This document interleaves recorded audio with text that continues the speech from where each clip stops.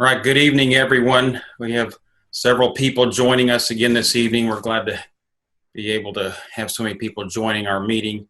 We will give another minute or so for everyone who's still trying to get in to join us before we get started.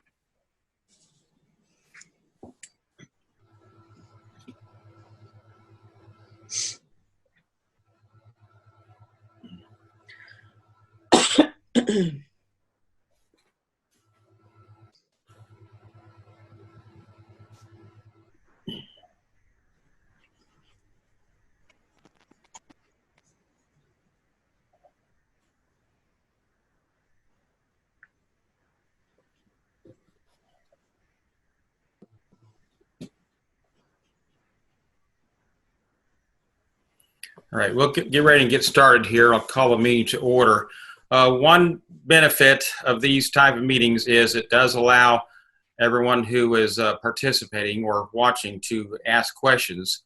As with our last couple of meetings, the board will not be trying to answer questions during the meeting because this is a board meeting of our discussion. So we will capture all those questions and hopefully they will be answered at a later time and be posted with our frequently asked questions. I'm sure most of them will pertain to reopening. So that is a good thing that we can hear from everybody that has questions. So feel free to go ahead and post those if you have any questions about anything during the meeting. So we'll start off with the Pledge of Allegiance. I pledge allegiance to the flag of the United States of America and to the republic for which it stands, one one nation, nation, under God, indivisible, with liberty and justice for all. All right. Thank you, Terry. Thank you, everyone. All right.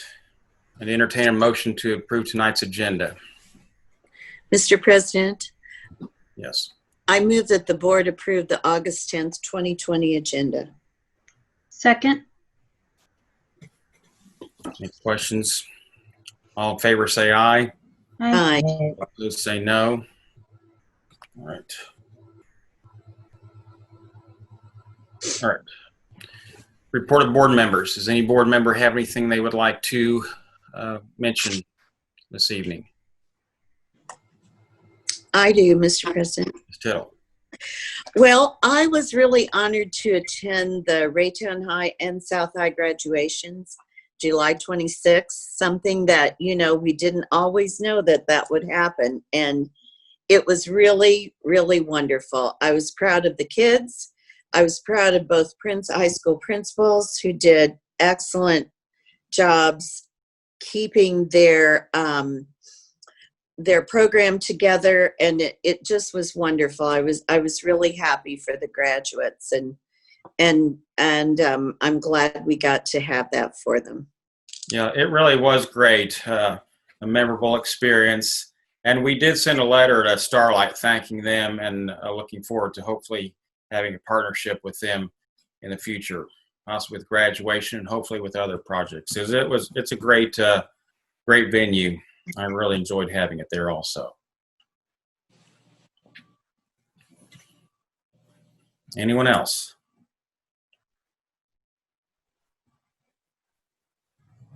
All right. Dr. Markley, do you have any highlights to share with us right now? Well, I'll just add on to what Ms. Tittle stole a little bit of my thunder, that it was wonderful to finally bring that to a culmination of having our seniors be celebrated in the way that we normally would do so. And it was a great event. I thought it was well attended, considering that we only allowed 4 tickets per graduate, and the spacing was correct. And to see the smiles on the faces behind the mask, you could see some and feel some that event really had finally been completed.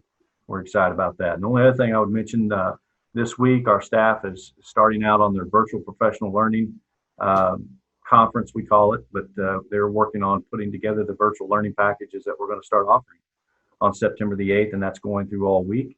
And I believe Dr. Huff is sending out that schedule that's going out, and you can see some of the different topics that they're going to be going through as our staff is continually working on their craft. So we're excited about that, and that would be it, Mr. President. All right, thank you. All right, Ms. Nixon, did you know? Yes. Good evening. On Did You Know, for this board meeting, we have an immunization clinic reminder. So those clinics have been taking place since July and will be ongoing for the next 3 weeks. Kindergarten immunization clinics are taking place at the Jackson County Health Department location, and then students entering grade 8 through 12 have had the opportunity to attend those clinics in neighboring districts all around Eastern Jackson County. Ours was held at the Wellness Center early on in July. And so we've been sharing reminders through social media, on our district website, and through email with families to remind them to get those important immunizations done before the start of school. Also on Did You Know, you can see a photo from our district transportation. They had an ice cream not so social to celebrate the last day of summer school. So they were able to get a sweet treat to help beat the heat during that time. You can see students in the Northwood Summer School program. They created some colorful summer hats.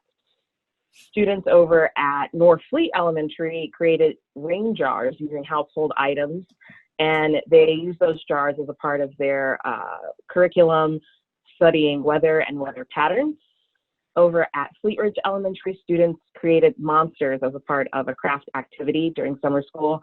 And then we've mentioned it, but the last photos are from the class of 2020's graduation, which just happened to be the most beautiful day.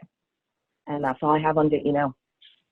All right, great. Thank you very much. And thank you for you and Brooke and everyone else who did a lot of hard work putting graduation together. So thank you for that.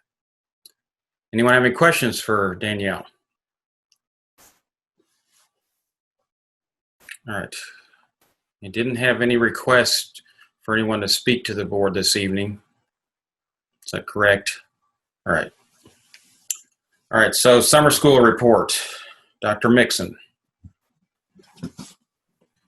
Good evening, everyone. I did want to let you all know that we have had a little bit of a change in summer school, and Dr. Lynn Tarvin is our new summer school coordinator as I moved to my new role. But he's going to give us some information as far as numbers from our summer school group.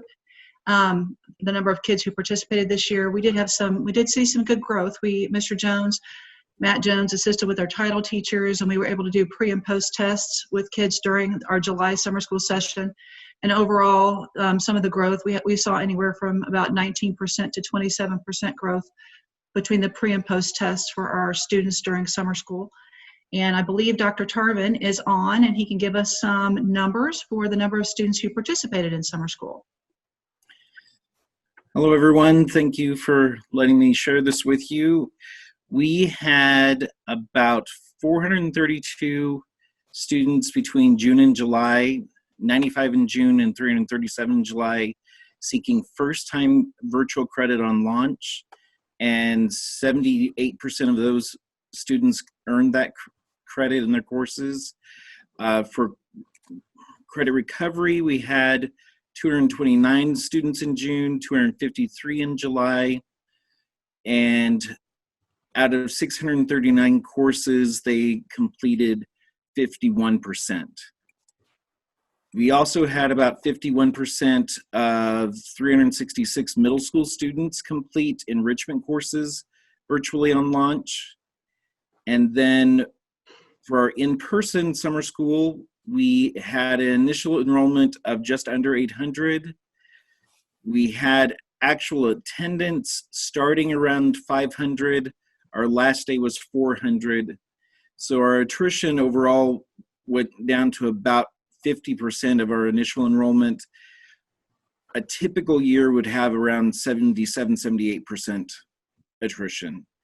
And the last thing, we did have 37 A+ tutors that were helping in their elementaries.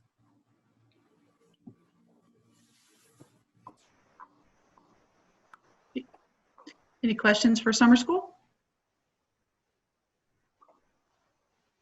Okay, thank you. Thank you, guys. And sorry, Dr. Markle, I should have let you. It's all right. Moving right along. Bond update.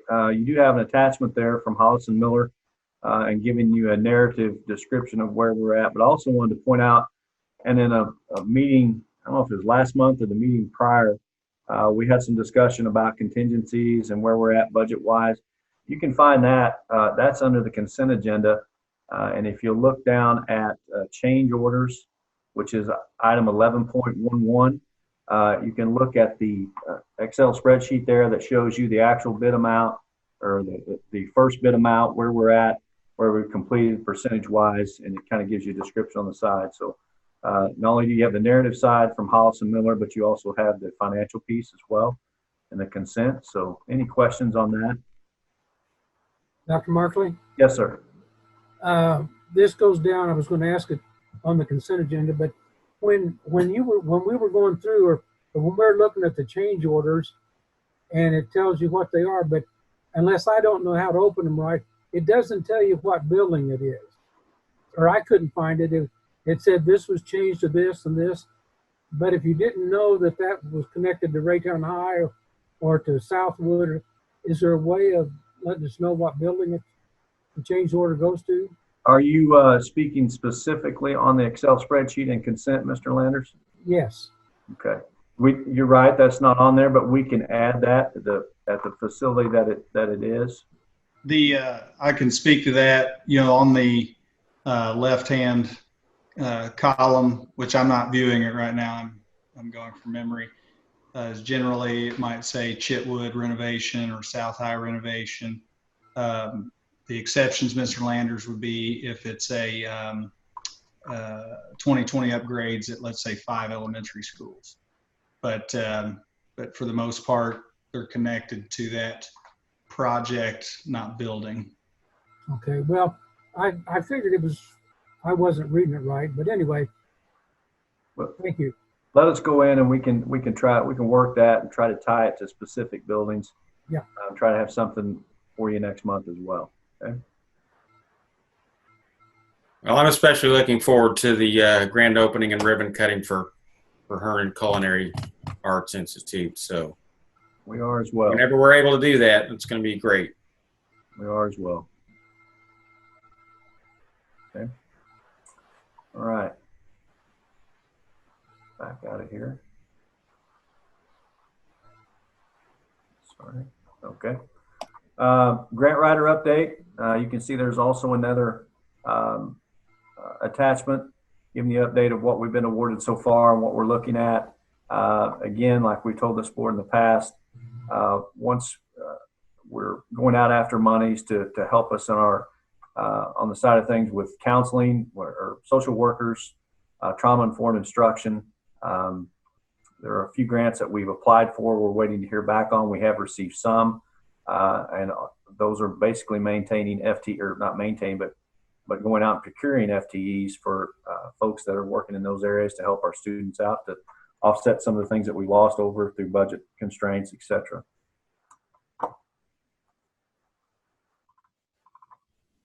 And then the last item is the elementary schools parent handbook for your preview. Any questions or concerns on that? Even though we are starting out virtually, we still have handbooks.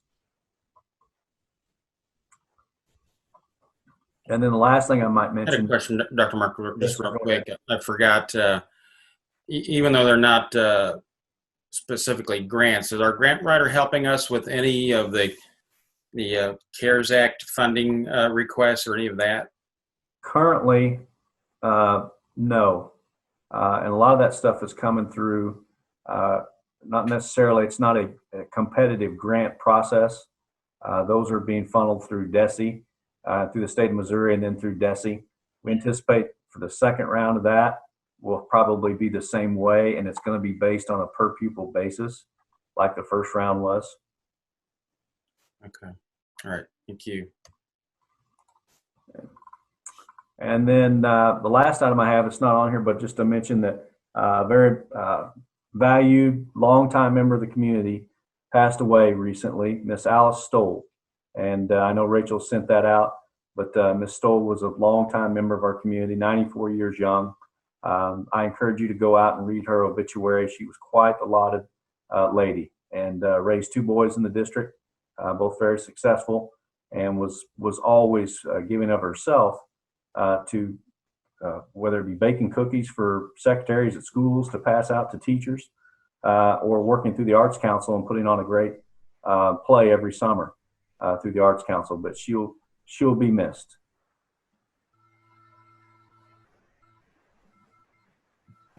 Yes, thank you, Dr. Markley, for mentioning that. Any other questions for Dr. Markley?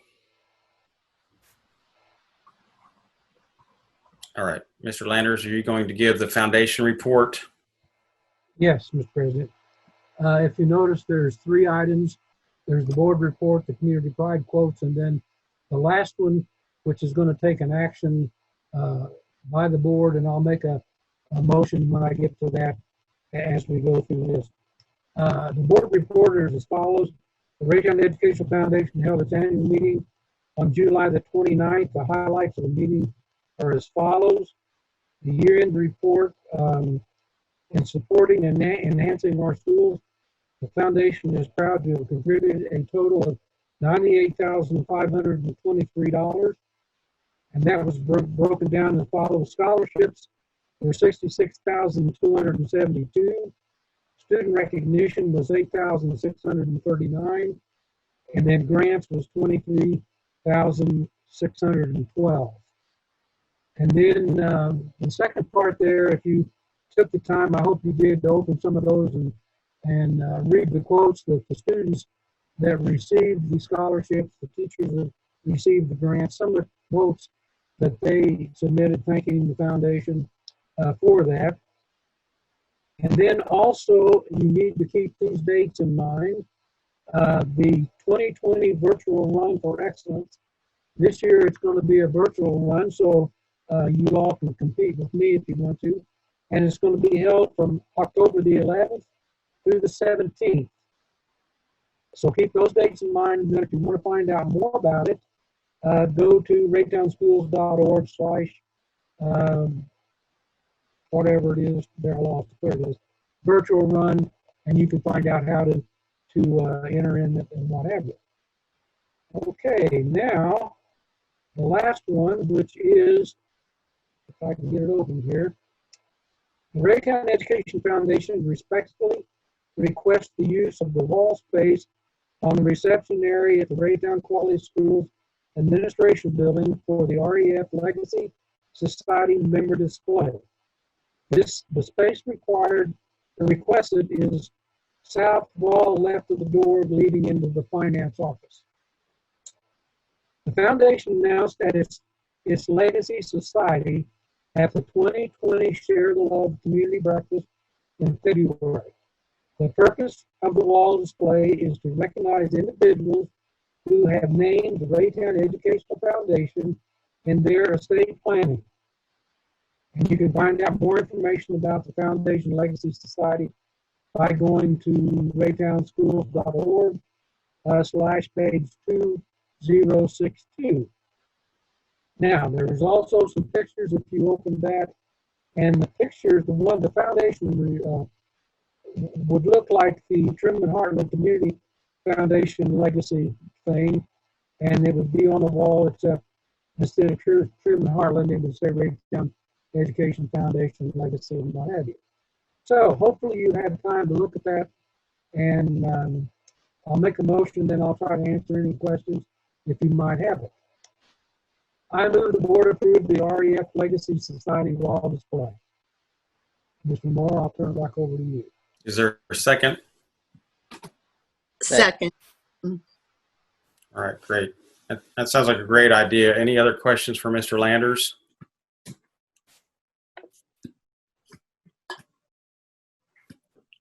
Is there a certain amount that someone would need to donate to get on the legacy wall? I don't think so. I think it's just what you donate through your estate planning or planned giving. There's if you go to that link that it says to open and read about it, there's a couple, 3 different ways you can do that. One is estate planning, and one of them is just organized planned giving some way or another. But it's all in there. But no, it's not a set amount of money. All right. The way I understood it. Any other questions? right, all in favor of the motion, say aye. Aye. Aye. All right, thank you very much, Mr. Landers. Is there a motion to approve tonight's consent agenda? Mr. President, I move that the board approve the August 10th, 2020 consent agenda as presented. Second. All right. Any questions on that item? All right, all in favor say aye. Aye. Opposed, say no. All right, motion passes. All right, the next item is 2019-2020 board goals. If anyone has anything they want to discuss tonight, they can go ahead and do that. But I sent out an email today. I'd like to have a special meeting for us to work on these board goals and expectations for next year. So does anybody have anything they want to discuss, say anything about any of these board goals this evening?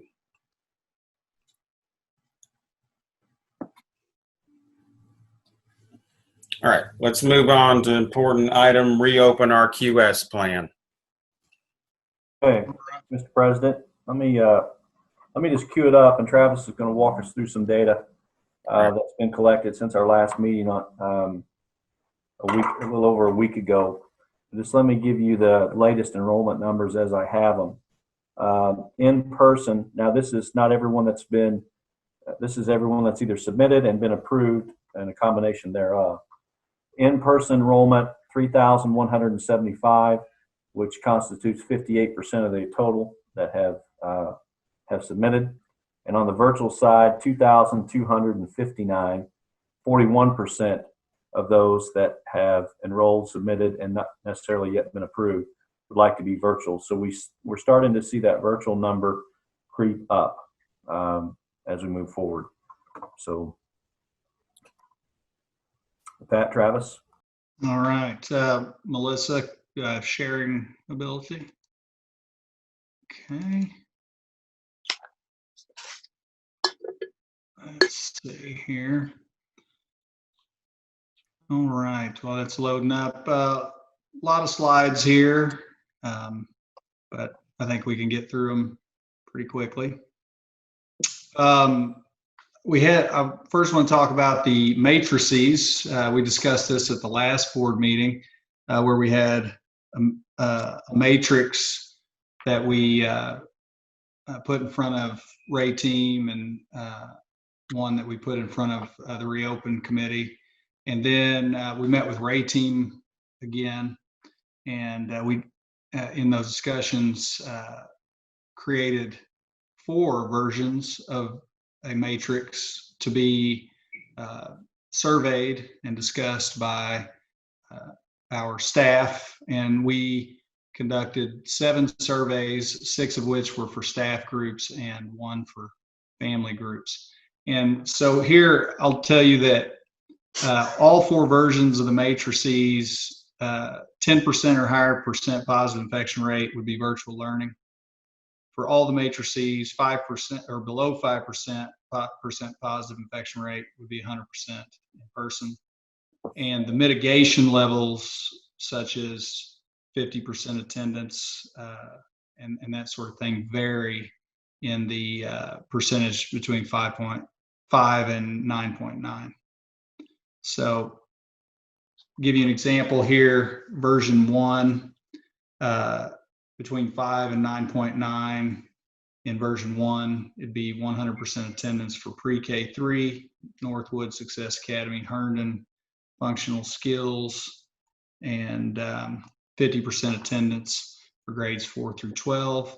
In version 2, for between the rate of 5 and 9.9, it would be 100% attendance for pre-K, Northwood Success Academy, Herndon, and functional skills, and 50% attendance for grades K-12. In version 3, the percent positive rate, version 3 has an extra row in it. So we split the 5%. So between 7.5% and 9%, 50% attendance for pre-K, Northwood Success Academy, Herndon, and functional skills, and virtual learning for grades K-12. And then between 5% and 7.4%, it'd be 100% for pre-K, Northwood, Success Academy, Herndon, and Functional Skills, and 50% attendance for grades K-12. And for version 4, it goes back to a more simple model, but between the 5 and 9.9%, 100% attendance for pre-K-5, Northwood, Success Academy, Herndon, and Functional Skills, and 50% attendance for grades 6 through 12. And these matrices, when we surveyed all groups except for substitutes, I believe it was, picked version 3 as the preferred matrix. As we've talked about in the past, it relies on the Eastern Jackson County data. And a caveat that was discussed that we put in these matrices is that if we transition from 100% virtual to any form of in-person learning while COVID is still an issue, that we would have a minimum of 2 weeks at 50% attendance for the orientation and training aspects that would go along with the new world of going to school during COVID. These matrices, it all notes that building capacity mandates apply. And it also notes that local health officials may advise changes to the matrix and or close schools faster or slower than the matrix. Any questions on the matrices so far? Yeah. Travis, this is Rick. Yes, sir. You know, I pushed a little bit on the issue of the data from Eastern Jackson County, and so I went on the website where we get this data, and I thought it was interesting. There is a statement at the bottom of the picture, and it says, this is 8/9/2020, the availability and distribution of testing throughout the community may limit the generalizability of conclusions drawn from these estimates. It goes on to say, please use caution in interpreting the data because of the small sample size, particularly among some race and ethnicity groups, availability of testing and missing data.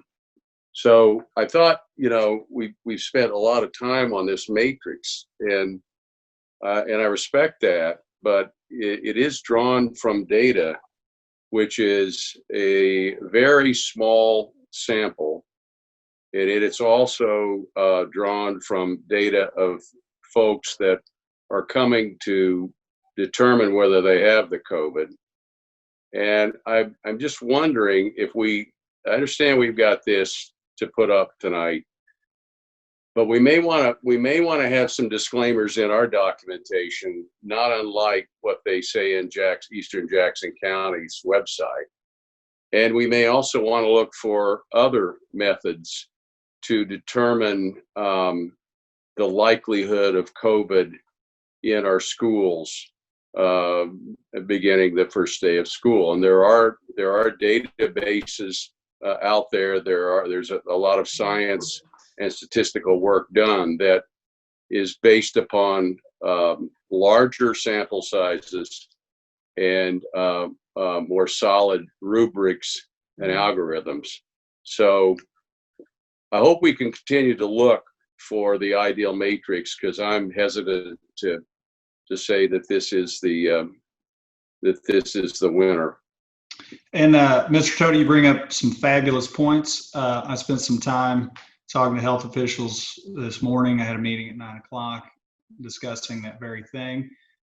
In particular, on this matrix, the data is delayed. You know, many of you, if you ever looked at it, it's always a couple days delayed. That's one concern, you know, for our transition of 7 days. The other, though, is, in talking more in depth about the matrix data, is that the positive cases are input first, and then the negative cases are put in some days later. And so we've started noticing this in the last week or two as we've been tracking the data. But something you might see today is showing 17.9%. That same date, 3 or 4 days later, might adjust downward to 15 or 16% once they put the negatives in. So the conclusion is that the use of the data would be difficult to utilize for this matrix. I think you'll see when we get toward the end of the presentation some options outside of the matrix to be discussed as ways to move forward. But we had left the last board meeting discussing the matrix, talking about working and surveying parents and staff and working with groups like the Reopen Committee and Ray Team. And so with regard to that, I wanted to present this information. I'll be interested to see the other the alternatives that you have to this matrix. Okay. Are you going to cover that later? Yes, sir. Okay. Hey, Travis, when it says 100% in person, I think you already said this, but that doesn't mean we're not offering virtual learning, right? Correct. So as the numbers Dr. Markley mentioned earlier on enrollment, if 58% of our kids are coming in person, the 100% would be with regard to the 58% that signed up to be in person. Okay, and just a little bit on what Rick was asking. Do we know, is our number of people being tested, is our numbers decreasing on people being tested in Eastern Jackson County? So it fluctuates. There is a box on the data charts that show up when you go to the website. It tells you basically how many tests they're doing per, I think it's 1,000 or 10,000 or something like that. And that'll fluctuate because, yes, the amount of testing will vary day to day based on what's happening in the county. Do you know the most recent number? I'm sorry, I wasn't able to look at it. Mr. Burton, I can tell you right now that the most recent number we have is on Friday the 20th in Eastern Jackson County. I'm looking at it right now on their website as I go across the graph. The daily new negative tests were 163 on Friday, and positives were 75. And that's 238. Yeah. So, and if you look at that, you look at that chart, and it's under test counts per day or by day. You can see the number of tests have fluctuated and actually gone down since the 1st of July, which might hint to the, we had the discussion in here about the July 4th holiday and the spread of the virus because of people's lacks in following, not mandates, but recommendations from the health department. But then it turns around, and then mid to late July, it goes up, and then it comes down. So that chart kind of gives you that idea. But something that really we have paid a lot of attention to is that 14-day % positive rolling average.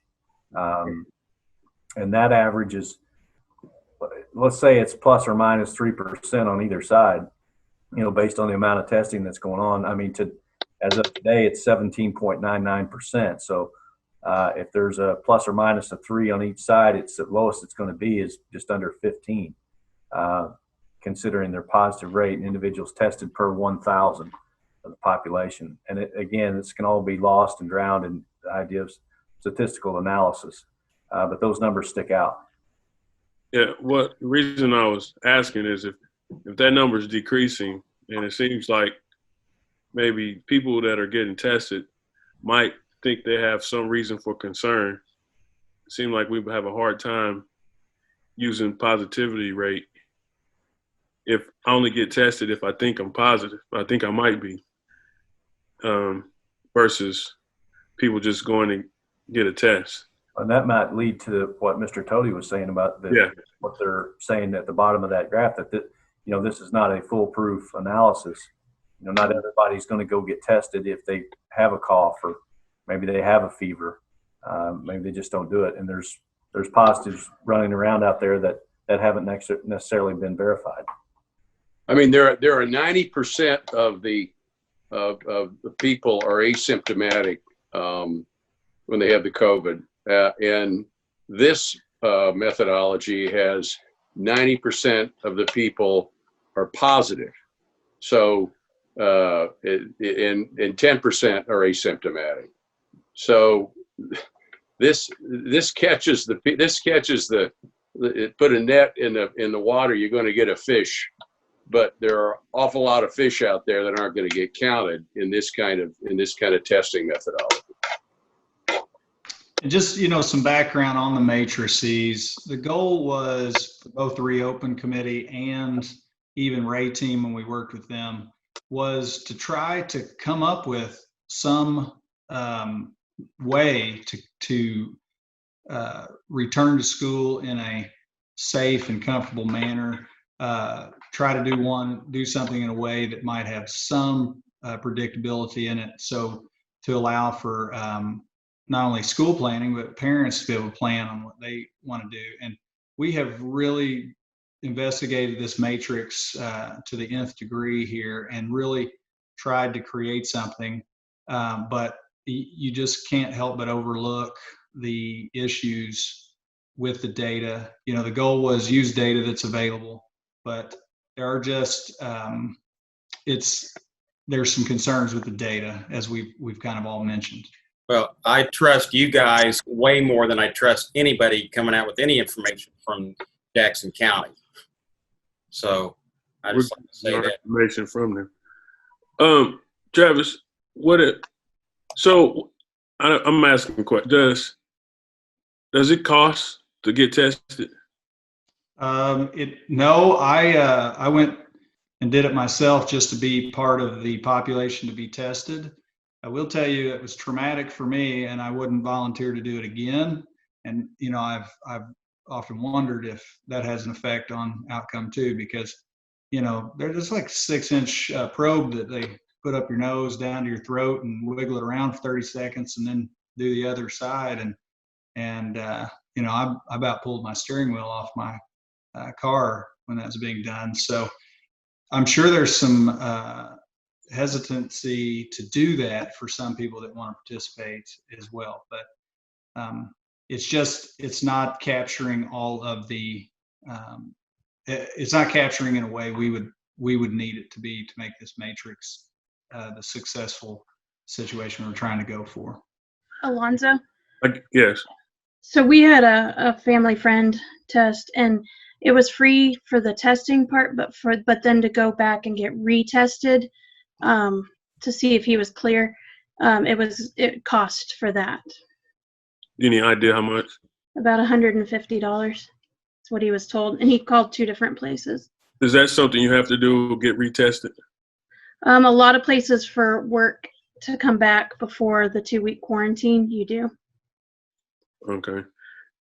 I would just say I think that just all depends on where you go. There's so many different places and so many, because I know people have been tested more than once and they haven't been paying anything like those numbers. But I know that a lot of places will still, if you don't have any symptoms, they're saying, no, we don't want to test you. We're not going to test you if you don't have any symptoms. So everything depends on where you go. So it wouldn't be something that we could maybe encourage people in our district to get tested, and we maybe could drive down the number. We could encourage them, but we can't tell them where to go. That's yeah. I'm saying encourage. Yeah, I think so. Well, and at the end of the day, our goal is not to try to make a number be what we want it to be. Our goal is to try to come up with a path forward to open schools, but to do so in a way that's safe for students and staff.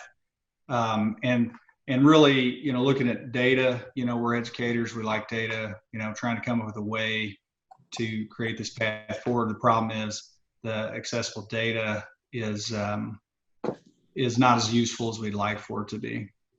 I guess I probably said that wrong, drive the number down. I meant the more people tested can possibly show us a more accurate idea of what's going on in our district. Yeah, and I agree. I think the World Health Organization wants to see, 150 tests per, I believe it's either 1,000 or something like that. You need to have your testing at that level to be meeting their guidelines. If you look at Jackson County, it just hovers right around 100. So and that goes toward this number, the fact that the 150 tests are not occurring. It's more closer to 100. So you take all these factors in, and again, as much as we'd like to use this data, things like it adjusting down because they put positive tests in first and then come back to put in the negative tests later, because that's how they receive them, and it's a moving number. The same data point changes, so that makes it impossible to use with this matrix. Also, Travis, I know KU is requiring all students when they come on campus to be tested. And so if UMKC does something like that, that could affect the Jackson County numbers too in a couple weeks. I'm not sure if they are or not. Yeah, anecdotally, I've heard that there could be stronger testing days where, like what you're describing, and when those get dumped into the system, for lack of a better phrase, it would have an effect, would be my guess. All right. So the next aspect here, we also promised the board that we would survey. I mentioned earlier we did 7 surveys, 1 for families, and then we took our staff and broke it up into 6 different surveys. You can see the categories here: parents, early childhood, elementary, secondary, Northwood Success Academy, Herndon, support staff, and substitutes. You can see the number of questions we asked, and when it was open, when it was closed, and how many people participated. Those surveys are also attached to this agenda item if you want to look at any given one of them in depth. Dr. Marlene DeVelvis is available to speak to this, but I will until or unless she has something she specifically wants to note.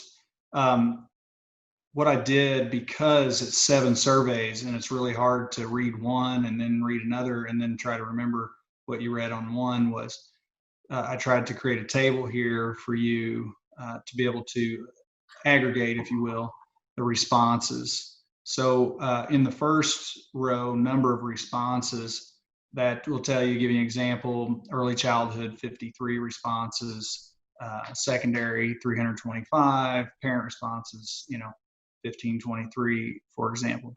And then it created a weight for that, because just in case it was needed for one of the below questions. So, for example, early childhood, the 53 responses equated to 6% of the overall staff responses. For elementary, the 339 responses was 36% of the overall responses. So that's what those first 2 rows are. And then we ask questions. For example, you recall we had the discussion, are you comfortable returning? And then, do you intend to return? We talked about that to the last board meeting.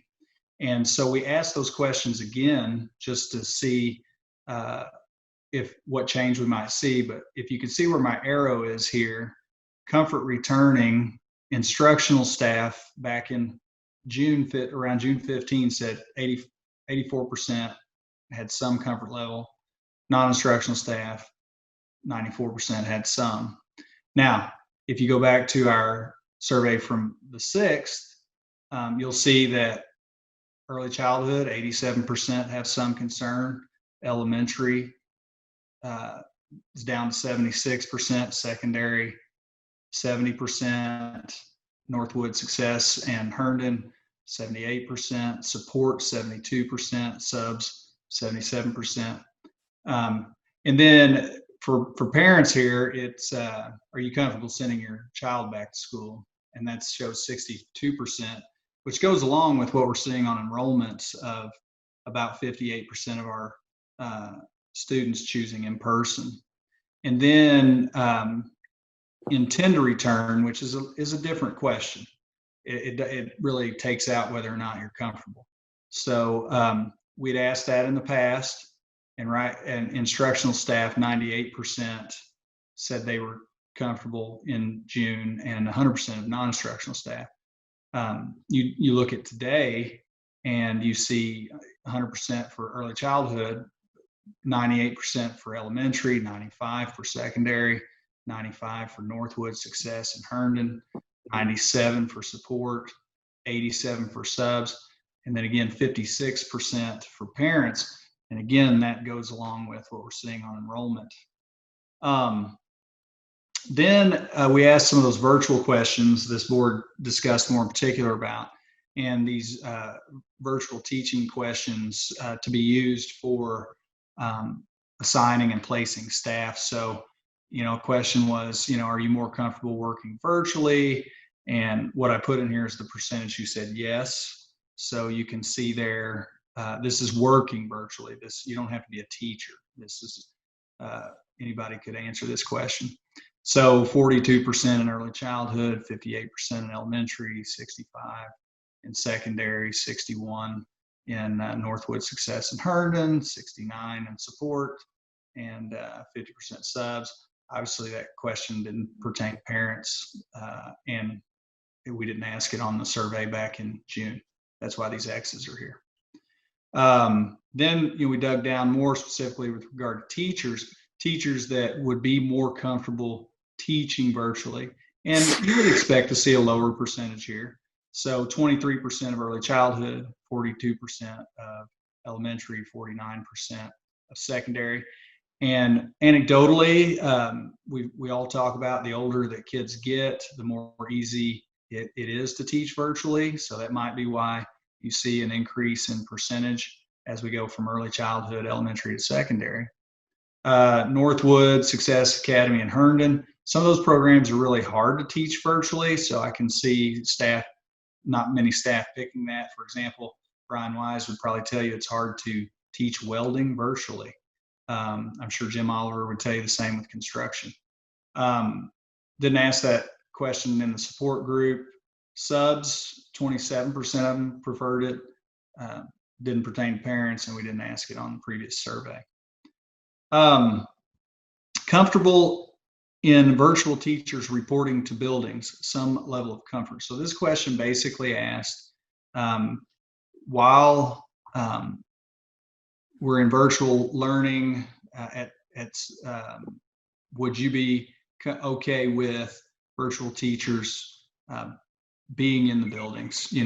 Is that a concern? And the reason why we asked that is some of the teachers answering this question would likely be a virtual teacher. But you see here, 91% early childhood, elementary 87%, secondary 82%, Northwood, Success, and Herndon 80%, support staff 90% of them, and subs 92%.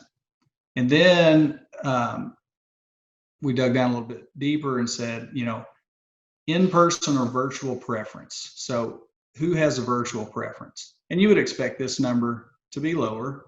So in early childhood, 8% of them would have that preference if it was available. 27% of elementary, 35% in secondary. Again, that goes to that anecdotal aspect of maybe the older kids get, more logical that would be to consider teaching virtually. 22%, again, low number in these programs, these more hands-on programs, and a low number for subs that kind of matches the overall. Comfortable with virtual teachers working from home. So we said, hey, no matter what's going on, whether you have to be here or not, are you okay with those who teach virtually to be able to do so from home? You see, 91% and above here in the early child, elementary, and secondary. For Northwood, Success, and Herndon, 82%, and then subs, 98%. We're okay with it. This question was, do you have any, what is your child care plan? And what I noted here was the percentage of respondents who chose that they're worried or undecided. And this comes into play because, staff need if we need them to come to work and they don't have childcare placement, it'll be difficult for them to come to work. So you see here anywhere from 21 to 26% are worried or undecided. And so what I noted over here was, that's a significant percentage of staff that might have childcare issues. So that's something we have to consider. So the next one is preferred 50% hybrid scenario. If you just go by group, overall early childhood picked scenario 1, and I'll go back and note that scenario 1 would be the Monday, Wednesday for group A, Tuesday, Thursday for group B, and Friday is a virtual day. The second group was Monday, Tuesday for group A, Wednesday a cleaning day and virtual day, and Thursday, Friday for group B. So the elementary group chose 2, secondary group chose 1, the Northwood Success and Herndon group chose 1, the support group chose 1, subs chose 2, and parents chose 1. But if you go over here, and you remember earlier I talked about, what percentage of respondents were early childhood and elementary and so on. So what I did was I took all the respondents in the employee side, and when you do that, it's 50-50 either way. There was no strong preference. And then in just reviewing the numbers for parents, it was 52 to 48. So not a strong difference there either. And we'll discuss that more in later slides. I also talked about this earlier. The preferred matrix for all groups except for subs was 3. And then we asked some questions geared toward the matrix. Comfort level returning 100%, some level of comfort. And this was if the percent positive infection rate was between 5 and 9.9%. You see here, this goes down as you go from early childhood, elementary, and secondary. And that might be because of people's knowledge about the South Korean study that suggests that the younger kids are less likely, to be infected. Northwood, 82% though, a Success Academy, Herndon, all those groups. Support staff, 82%, sub 88%, parents, 72%. Now, if you drop that to comfort returning 50% and some level of comfort, you go from in early childhood from 92 to 96%. For elementary, you go from 73 to 93. From secondary, you go to 65 to 86. And you can see all across the board, it goes up higher when you drop that down to the, and even for parents, 72 to 82%.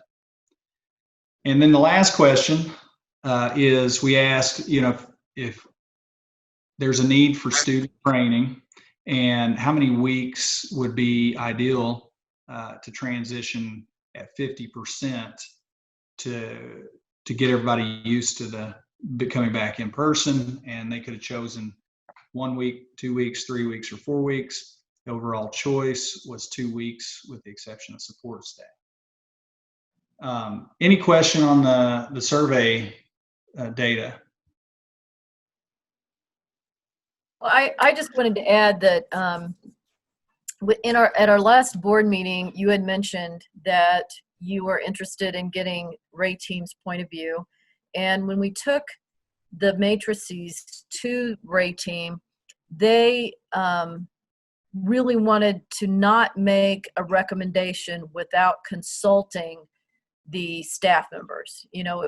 They realized in themselves that really every recommendation that they make is purely based on, and this is in the past, on surveys that they give. So that's why they gave the survey.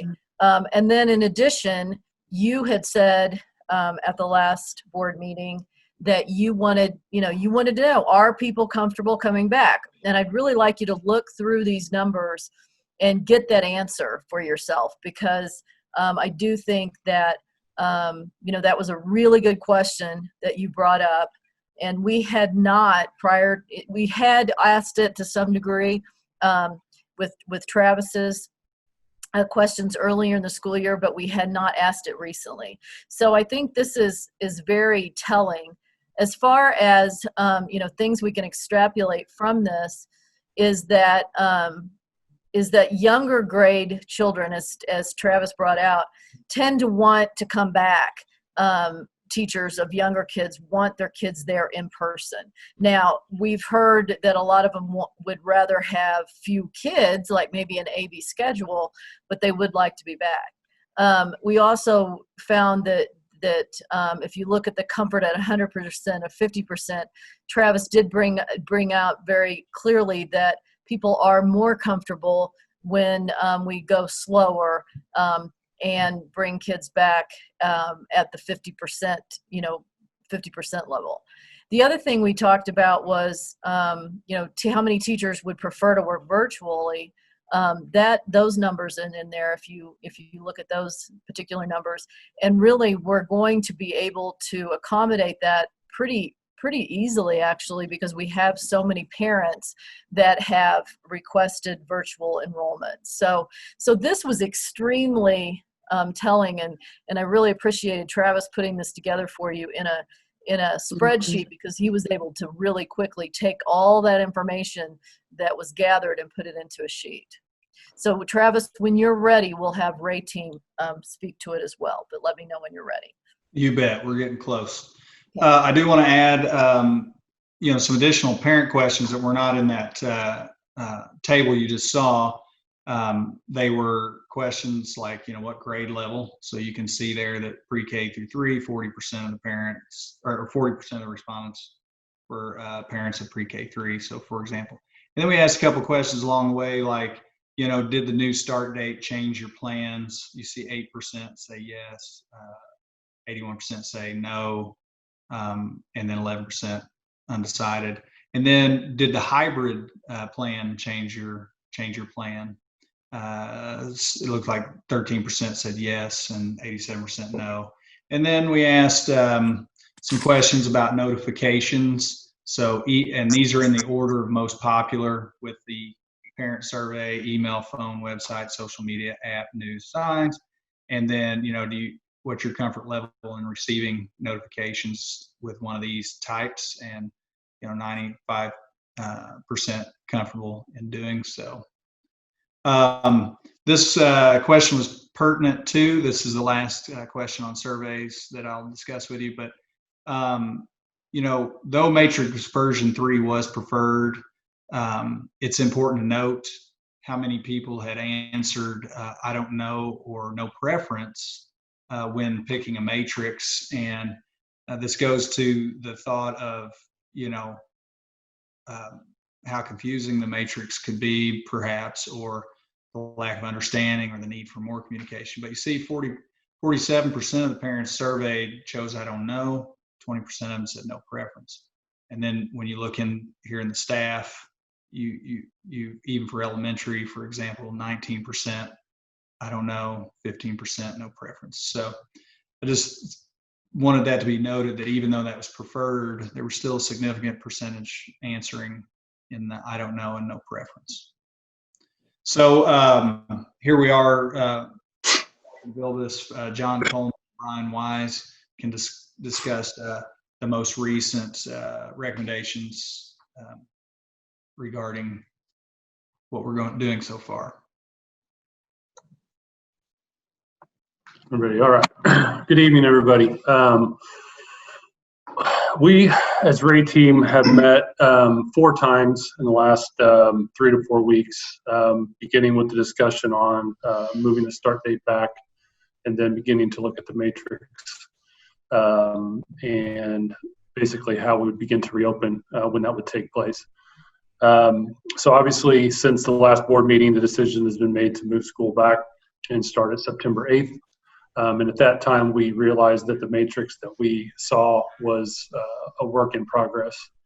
And so we've had a really difficult task of trying to make a solid decision based on very ambiguous numbers or very, should you say, not great data all the time. So we as we met again after the board meeting, we decided that we need to do a survey because we didn't feel as a team of 14 people that we should base a recommendation on something of the 14 people in that room. We wanted to see what the rest of the staff had to say, just like we do in the fall for what we're going to discuss and recommend for salary increases, benefits, and that things of that nature.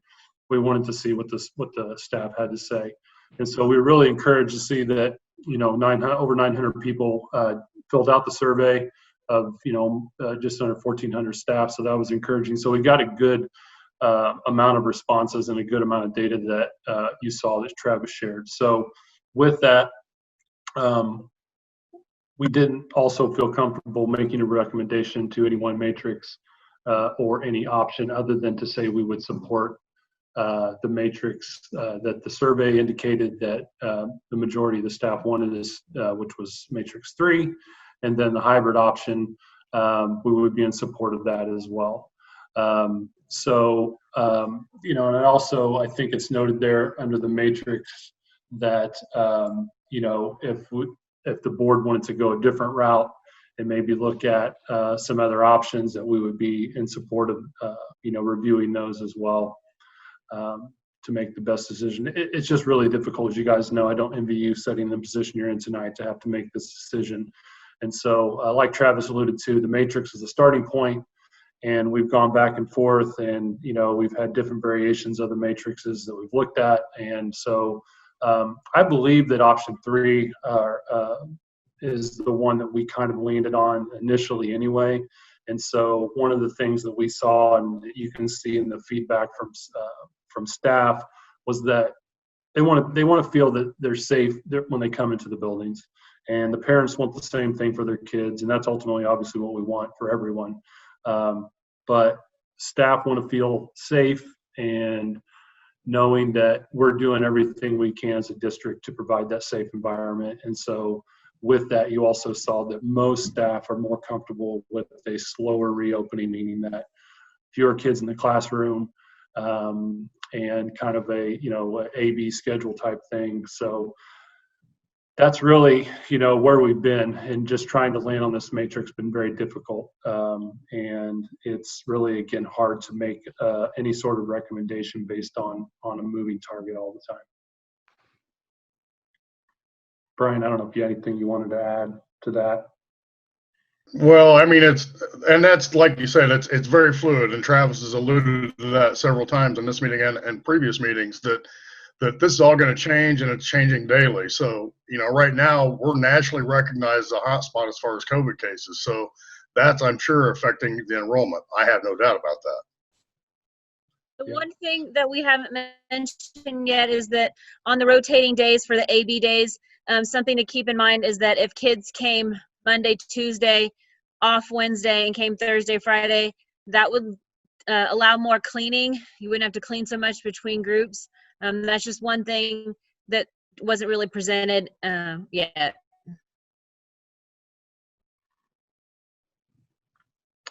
So if anybody has any questions, we'd be happy to try to answer them. But again, we, as Ray team, we've always in the past relied on surveys, and that's really what we wanted to do. We did get feedback via email and just obviously private conversations, and most of that alluded to the same things that we saw in the survey, was just the safety and concern for staff members coming back into the building and knowing that they're coming back into a safe environment.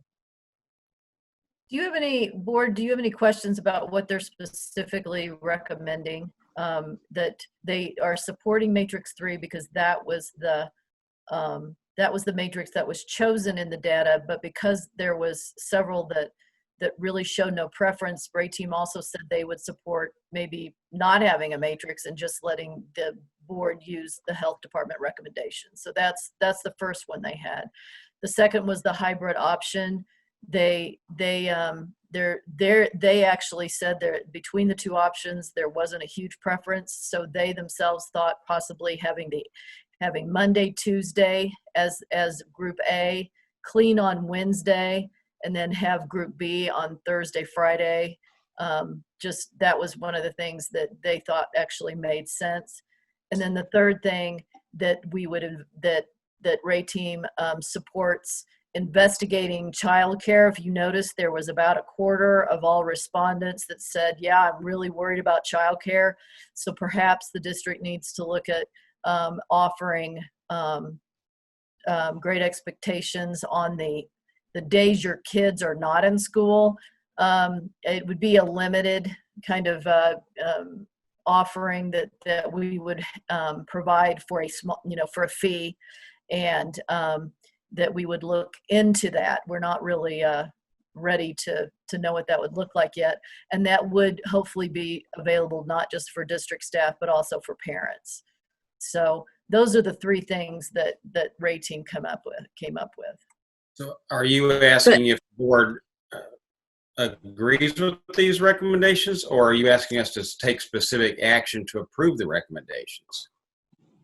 Well, again, we didn't feel strongly in making any recommendation just because there's two, obviously the reopening committee is involved in this as well as, the administration. And so we can definitely support option 3 on the matrix if that's the way the board decides to go. We would also be in support of an alternative option, if that is, basically just solely looking at the Jackson County Health Department and guidelines they set forth. If they ever come out with anything that would say, here's what we're comfortable with people, with kids returning to school, and then the hybrid option as well. So it's just really hard, I think, for us to make us. I think as Ray team, we didn't feel that the recommendations that solely come from Ray team. So can we support these options that are listed? Absolutely. So again, it's not anything that we wanted to make a recommendation for the board to vote on, anything other than just say we're in support of these options. All right, good, thank you. So that leads me to Jackson County recommendations. We've been waiting for this to come out for a period of time, and the Jackson County dropped this Friday evening. And what it notes in the first box on the left, at this time, we strongly recommend schools do not start back until September 8th. We also recommend beginning the school year with remote learning. The next box, why is the health department making these recommendations? In Eastern Jackson County, week over week case counts, % positive, and daily hospitalizations are all increasing. We're not comfortable making a recommendation to send students back to school during a period of significant uncontrolled community transmission. And then the question is, if schools are starting off with remote learning, why wait till September 8th? This gives school administrators and teachers time to transition academic planning to a remote learning option. And then the last question, which is very important, will there be further guidance issued by the health department? Yes, we will continue to communicate further recommendations for transitioning to hybrid and in-person learning when applicable. So that basically leads me here, the culmination of the presentation so far.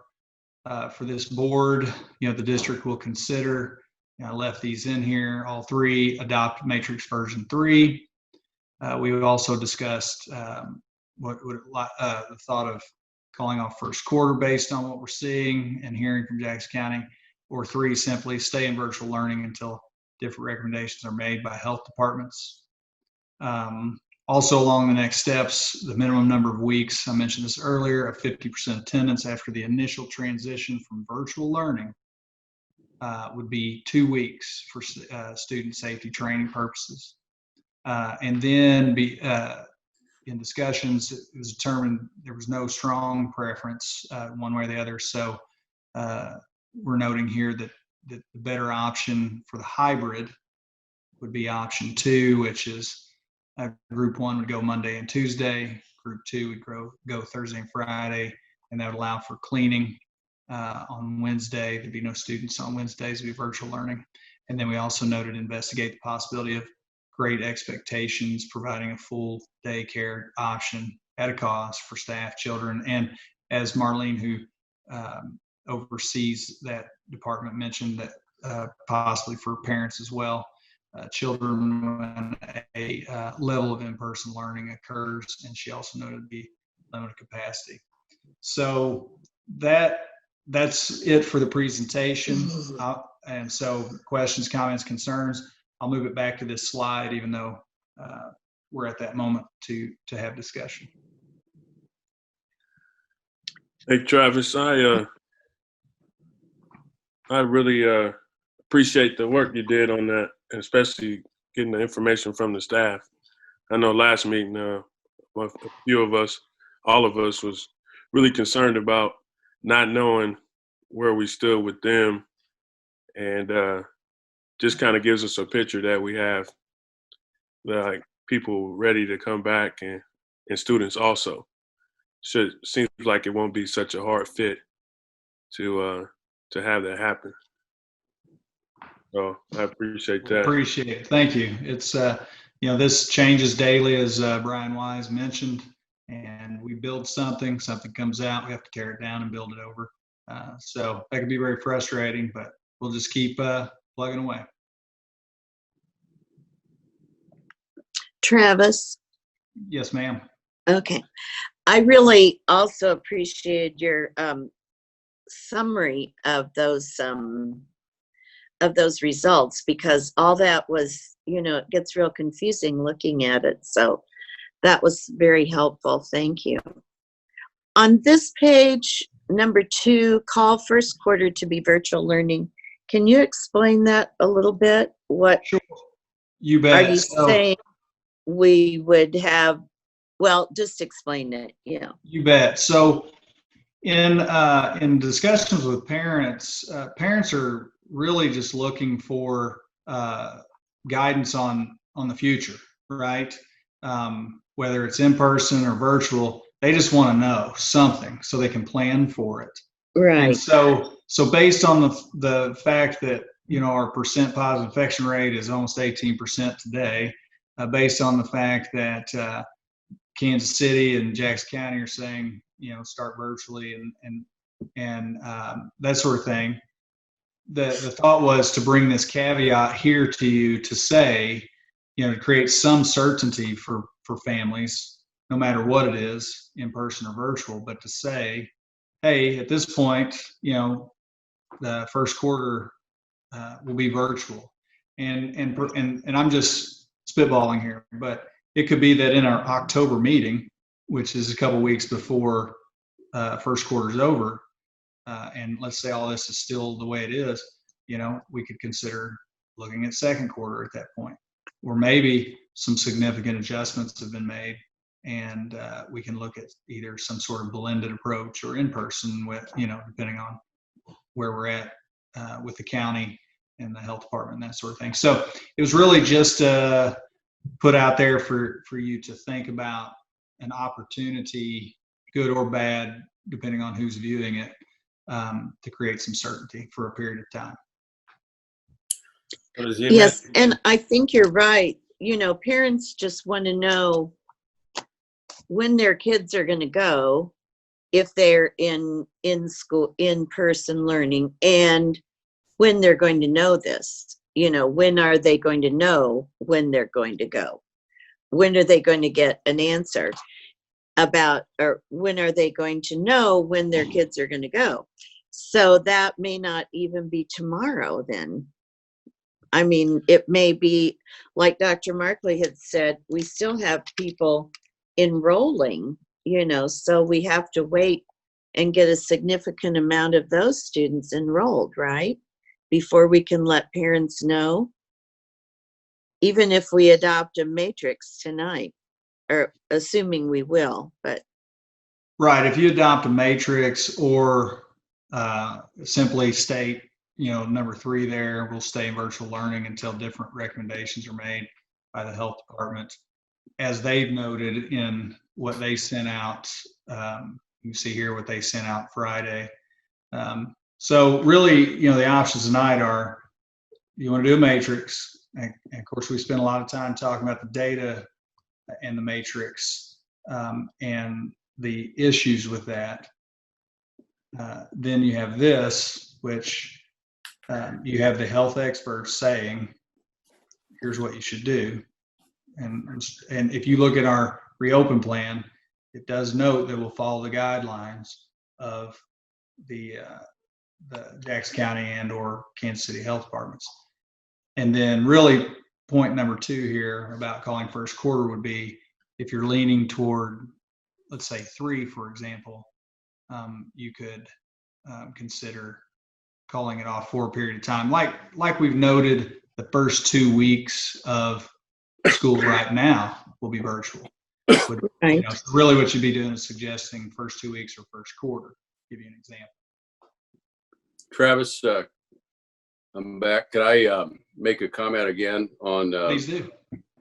And by the way, I had my test on Friday, and it felt more like sticking a pipe up my nose. And I hope I don't have to go through that again. But I was sick on Friday and tested and came out negative, and I know what you went through. But there are some data sources, some pretty learned people who have studied the predictability of the disease during the first week of school. And one of those is the epidemiology group at University of Texas, and another one is at Georgia Tech University. And these are these are outstanding schools. I know you would appreciate that. And I looked at their data. It changes once in a while, but these algorithms are so powerful that they can get to the probability of a school of a certain size having COVID during the first week of school. And not oddly enough, today Texas and Georgia Tech had the same number. And the number is that in the first week of school, schools with 500 kids, there will be 2 to 4 cases of COVID. Of schools at 1,000, there will be in the range of 2 to 7 kids will have COVID. Now, none of these institutions have any reference to small data sizes. I mean, they're pretty smart people, and they're pretty accountable. What I'm saying is that it's highly likely that we're going to have, based upon that information, we're going to have cases during the first week. The issue with having cases during any week is that the COVID doubles every 3 days. So 1 leads to 2, 2 leads to 4, 4 leads to 8, and so forth. Now, if these 2 institutions are right, the argument would be let it pass for a period of time, a month or a quarter, and see if we can get a point where we can have some reasonably quick testing recommendations from the FDA, which they are within the week expected to give clearance on same-day tests. That is an option. That's an option that we don't have up here. I guess it's probably number 3 and maybe number 2. But the sooner we can get reliable testing, faster testing, then we can trace that individual or 2 who have the virus, quarantine them, and maybe go on with our school. Now that's a different approach, and I would suggest that you do your homework and go test if my interpretation of those studies are accurate. I think it is accurate. So I would like you to see us let time pass and be virtual and wait till we get good testing capabilities and are able to utilize those, rather than utilizing the Jackson County Health Department data points, which, as I said earlier, they too are saying that their small sample size makes them very limited in terms of using for this important decision. So I wanted you to have that information as well, and hopefully that's helpful. Thank you, sir. Travis, I had a Yes. quick question. So, I understand where we're getting our information for the matrix decisions from, and I've heard parents say this is the first time that they can see like science-based decisions, which they like. But is the health department pulling their information from the same point? Like, would that kind of put 1 and 3 on a very similar track? Well, so there's a lot to unpack there. The matrix we created, for example, the World Health Organization noted that you know, considering opening when you're 5% or below, right? Is that what Jackson County uses? Jackson County would have to answer that question. I can answer that for you, Dr. Hux. Jackson County is looking at that the same from the WHO and looking at that 5% rate. So yeah, I mean, I guess in short, I hope that really answered your question.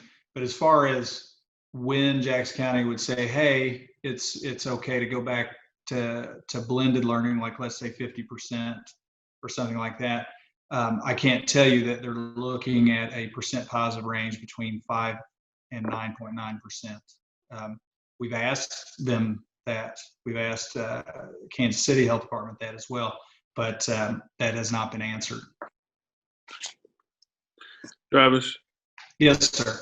On the, is there any, on the consideration number 2, call first to first quarter, have we looked at, what is the thoughts on how that affects if we actually started virtual learning for 2 weeks and then did 50% for, what is that, 2 weeks, and then went on from there?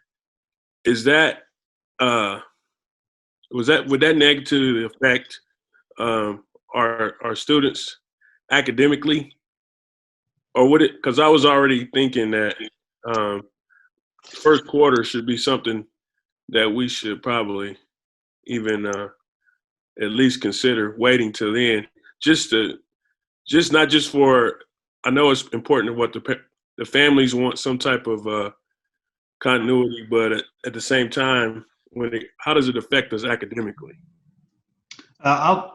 Hopefully Dr. Huff can respond to that. I will tell you, ideally, it's best for kids to be at school, but during COVID and the safety concerns, especially the fact that, as Brian Wise, for example, mentioned earlier, noting that Eastern Jackson County would probably be considered a hot spot, being the percentage positive that it is. So, but you could easily say, you know, kids are better off being at school. I guess my question is, yeah, I know they're better off being at school, but considering the fact that we're going to start out virtual and we're considering switching in the middle of the quarter, would that be problematic rather than just being uniform the whole quarter? Yeah, I can address that. I see what you're saying. Dr. Huff, go ahead. Yeah. We've designed the virtual instruction to be in concert with our in-person instruction. So it's all based on the same curriculum. And so we should be able to make a nice transition no matter when we need to make that transition. The quarter is a somewhat arbitrary point, just a point in time. And, you know, interestingly enough, we only use quarters for the elementary school, use tristers for the secondary folks, but even those are rather arbitrary points in time just to report grades to the to parents. But yeah, we'd be able to make that transition whenever it's appropriate, because as you'd mentioned, students are going to learn better in person than they are virtually, especially the younger ones. But we just need to balance it with what's safe and what's appropriate, and you know, when it's going to be good to bring everybody back. So you wouldn't think it would be anything negative, no negative effect of switching? So it's certainly tough to make the switch, and you're gonna have some loss in instructional time just because you got transition. Anytime you have transition, it's hard. Delaying that transition to a natural break like the semester would not be advantageous. You're not going to gain time by staying in the virtual setting, because whatever you gain by having some continuity, you lose by the fact that we're not able to deliver instruction quite as efficiently in the virtual models we are in person. Travis, is reopen our QS committee going to meet tomorrow? We are not meeting tomorrow. We have admin retreat all day, but we'll be meeting the following week. Does anybody else have any questions for Dr. Hux or anyone else? Travis, I have just one other point. I'll be real quick on it. If we delayed this for a quarter, we would have the opportunity to look deeper into the ventilation issues that we've discussed, which are, well, we don't know the depth of the issues that we have, but we're about to think about doing a proposal or a consulting to identify the extent of the problems. That would give us the opportunity to really identify if there are additional risks due to the kind of ventilation system that we have or that we don't have. Would that be beneficial? I would respond by saying I believe the proposal put forward by Hollis Miller would be to have something available by December, I think was the completion date. So certainly, not having kids in the building does allow to do certain things like that you can't do necessarily if they're in the building as easily anyway.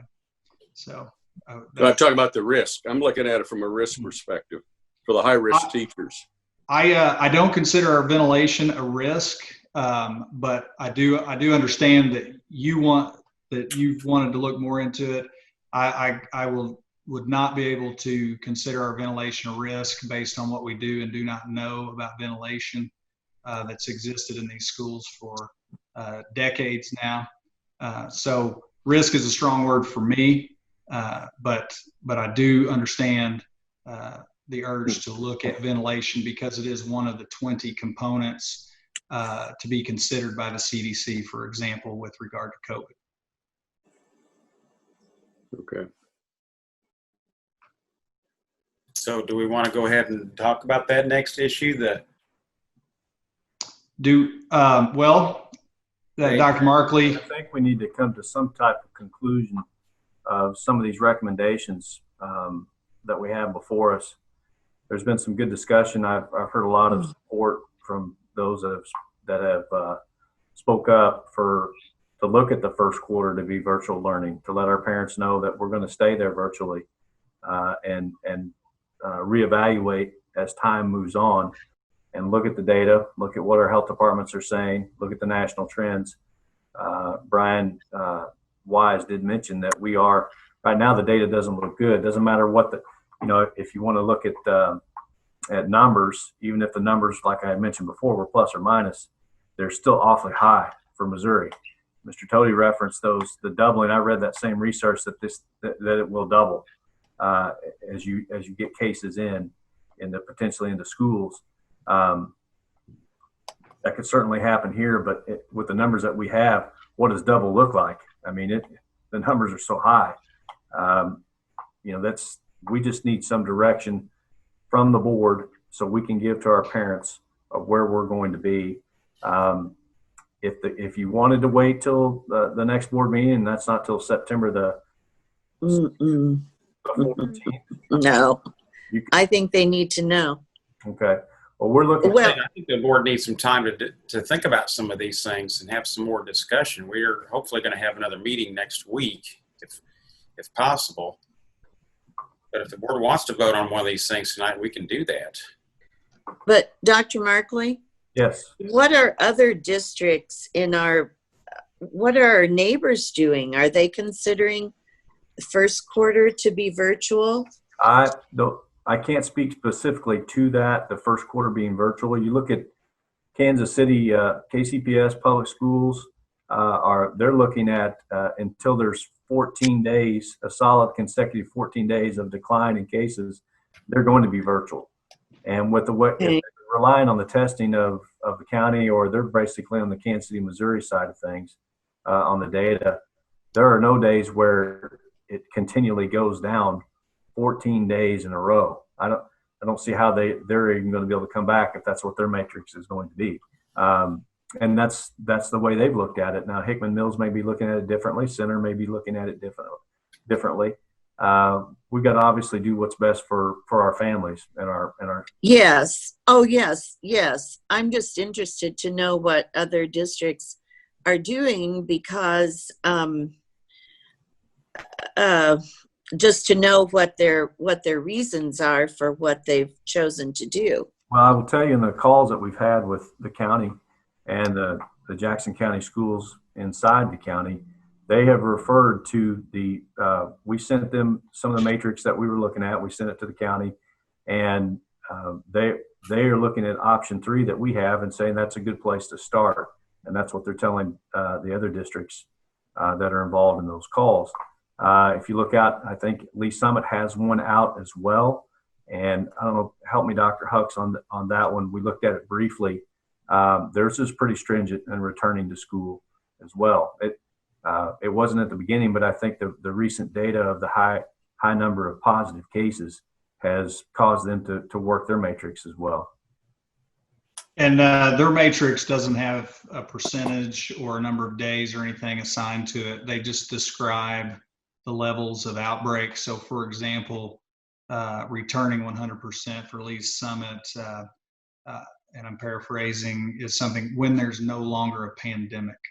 So it's not scientifically based on any data points that may be out there. Guys, can you put the slide back up that shows the RATE team recommendations? So is it possible that we can talk about the next topic before we make this? I think that's part of the decision on these 3 options. That would be fine with me. Okay. See if I can get out of there.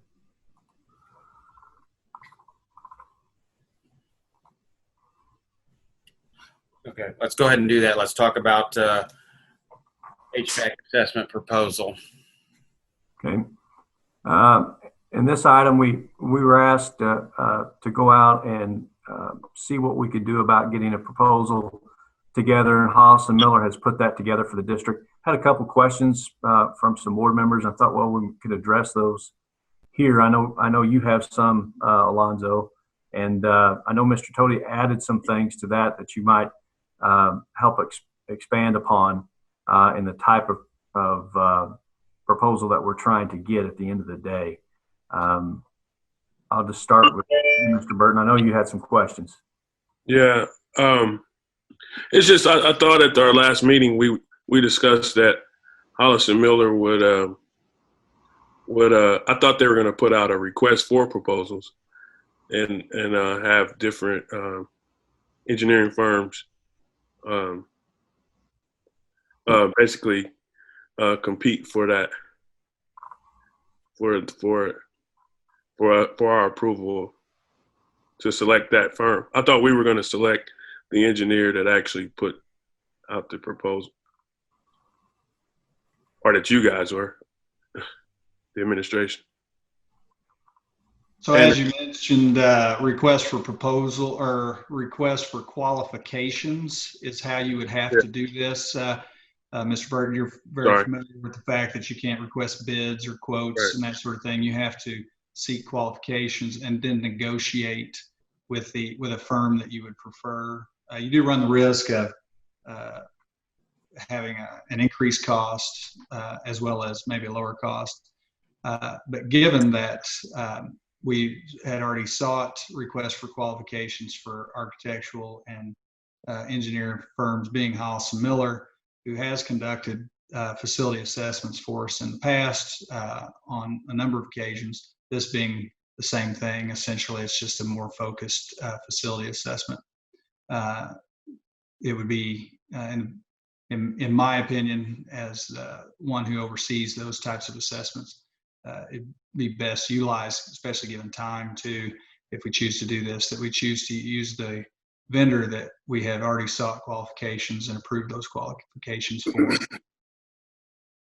Well, I guess the reason I asked, one is noticing that we wouldn't have that completed until December.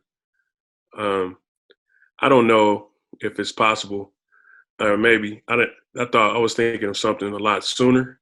And I don't know if another firm could possibly have done that for us.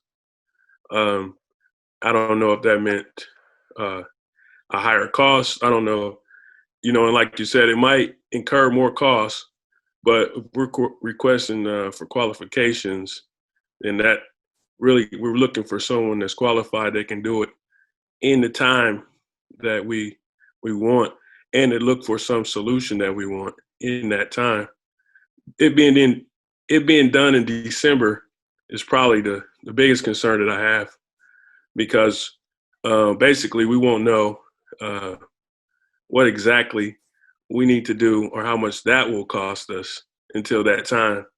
And we're looking at maybe even the school year possibly being over before we could even address this situation. I can speak to that a little bit, Mr. Burton. Given the labor-intensive aspect of this, I cannot picture any firm being able to do it in a faster manner, because it is literally going from room to room, building to building, covering 2.2 million square feet. I can also tell you that we have, let's say, 290,000 square feet of hallways that aren't ventilated. We know this. They've never been ventilated in the entire history of the Raytown School District. And I can also tell you that if you applied a square foot cost to it, we know that it would cost $16 million to ventilate hallways. Even finding out in December, I wouldn't see a way forward with doing anything about that until we tied money to that and built projects around that. And that's not the kind of stuff you can do when kids are in buildings. I guess, but there are other alternatives we may have when we're looking at possibly only a percentage of our kids being in certain buildings, and we would maybe at some point in time we could know our problem areas a little bit better and how to address that. Maybe we wouldn't use a building. I don't know. I'm just it's not we just need to ask the question, I think, not necessarily. I agree with what you said, but I don't know what possibility or what somebody's capable of until they tell me that they're not. Well, let me respond with this. If we were to develop a RFQ and go through that process, it would take several weeks to go through that process, and it would require board meetings for you to interview and select the group that we would use. So I think you would be several weeks, if not months from now, before we picked another firm to do this. So this is one of those cases, if the board chooses to do this, and the board feels the need to try to identify any potential problem areas with ventilation in a time frame that's mentioned, I don't see another path forward. Okay. Well, I guess and I agree with that as well. I can see it taking time to go through that process. But what about, was there any pushback on the date that we could receive this analysis, or in negotiating the fees was the amount of time that they put into this job? I'm sure that's how they arrived at those fees. Is there any priority settings of when that time can be spent? How is that time spread out? Is that them going, is that us being first in line? Is that due to their workload or anything like that? All good questions. I do believe Sandy is set up as a panelist. Sorry, I'm looking at my phone to see if I'm getting any communications with regard to that. So she can speak to that. Sandy, you can note some of the things that you sent me if Melissa's moved you into a panelist yet. Good evening, board. Good to see you all. I was listening to this conversation as it was moving forward, so just wanted to comment on a few of those questions from Alonzo. First question you asked is if you're first in line right now. As it pertains to getting the work done, yes, you are. You are first in line. We could very likely cut down that timeline and complete in November. It would increase costs a little just because of like Travis said, the amount of time to be able to complete that workload. It's just a lot of square footage to physically walk, review, analyze, because it's not just us, it's also our engineers they're doing a majority of that work, testing airflow.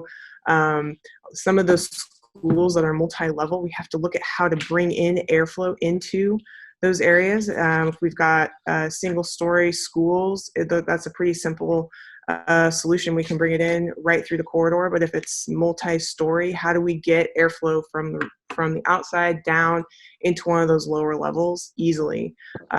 So in order to assess the problem is number one, and then what does that solution look like? And that just takes time. And Travis? Consideration whether we even need to do this. I mean, that's something the board needs to discuss, and if to do it, whether to use Hollis and Miller or not. I think if we do it, we should use Hollis and Miller. But the first question is, do we need to do this? Well, I think it comes down to how you view risk, and that I think was what Travis was saying. He views risk different than I do. I look at it from the standpoint that we've got 293,000 square feet of corridors that are not ventilated, and we're going to be pushing out kids into those corridors in the near term. It's going to be like Madison Avenue in New York City, and that's the way it is. And if we're not social distancing, if we don't have a plan to rigorously social distance, our risk for our kids goes up significantly. What's more, our risk for our high-risk teachers goes up even more because they are at risk from a physical perspective. So this issue came up 2 months ago, and it's been there for years. It's been there for decades. COVID never came around until this year. COVID to me, the COVID risk to our teachers and their families are as significant as the risk to the kids that are in the buildings. And this is the way that I think we can get satisfied that we at least know the options of mitigating that risk. Now, my concern, and I feel the Sandy speaking makes some sense. I didn't know that she had engineers that were qualified to do this work.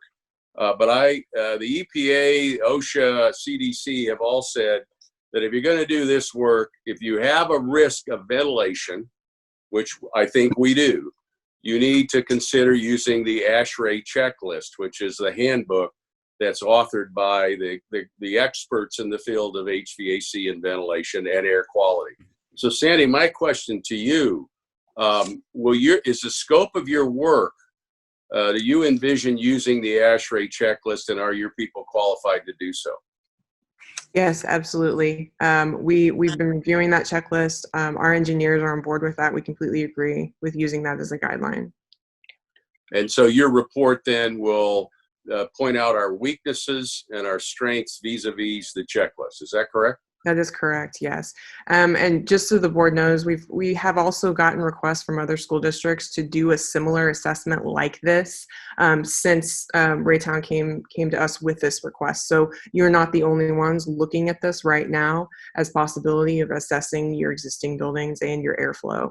One other thing I want to bring up is, in the meantime, while we do this review, we could look at doing outside air dampers to bring in 100% fresh air, as well as installing filters while in the interim, while we finalize assessments and the overall need and final solutions.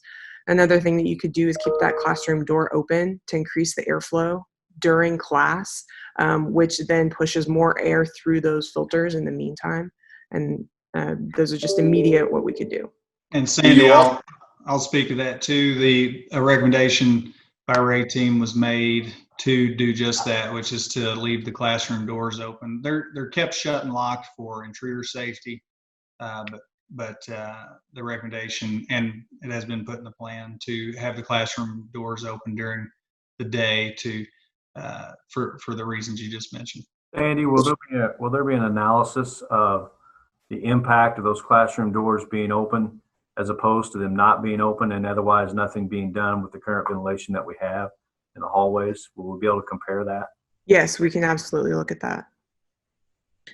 Well, Will you also take a look at our HVA systems generally and give us some ideas as to whether we're performing appropriately our responsibilities to oversee our HVAC safety?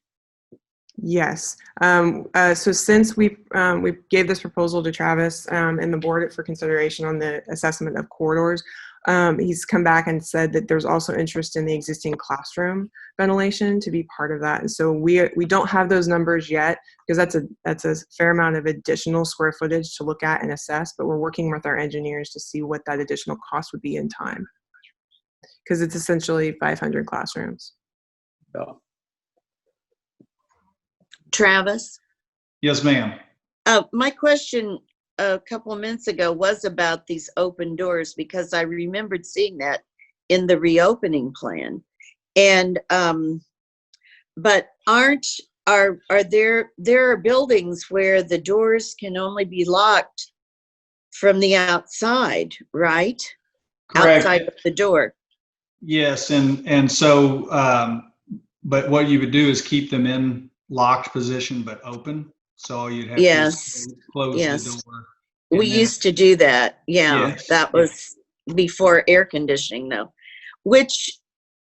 Okay, our air conditioning was put in the late 90s, right?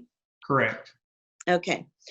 And, but it was the opinion of the reopening team that it was important to have those doors open. Well, yeah, I mean, remember we have 20 layers of safety. Right. Considerations to make. Ventilation was one of them, and that seemed to be a no-brainer, easy way to improve ventilation. So yes, well, I agree. Okay.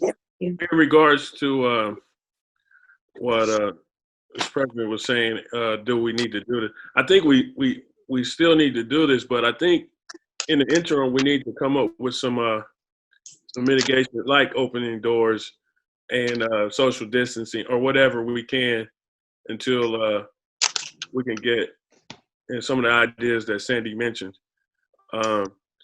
because this analysis that they're going to do is not going to be beneficial in our to this immediate problem we have right now. So, Mr. Burton, with regard to that, I mentioned there's 20 layers. Ventilation is one of them. PCO technology that we've talked about, we're still trying to keep that on the right track. But when I was talking with that company, Weston's his name, was talking about putting some overhead units in halls, for example. So those are ways to have layers of safety, with regard to COVID in the schools. So ventilation is not the only consideration. Yeah. Take these others and add them together. Like Mr. Toti said, you won't always be able to social distance, but you practice it where you can. For example, you wear masks, things like that. So it's a layered approach. Okay. And with regard to ventilation, so far, the main aspects are things like use of electrostatic sprayers for cleaning, PCO technology, and then opening doors to improve ventilation in hallways, for example. Okay. Yeah. And Mr. Moore said something about, do we really want to do this? And I don't see how we can't not do this as far as going through and seeing what Hollis Miller is going to do and what their recommendations are going to be. And that brings up another question. My computer says my speaker isn't working. Did you hear me? Okay, then it must be working. I don't know why it said it didn't, but yes, I think we do need to go ahead and do this. And I think even though, Alonzo, it's not going to be an immediate remedy, but it's going to be one that will be beneficial if we do decide to do it and go forward with it. It's going to be beneficial down the long run. That's what I meant to say. I was saying that it would be, but I think he did explain that there's 20 factors and there are some mitigation that's being done. That's what I was wanting to hear. Thank you. Yeah.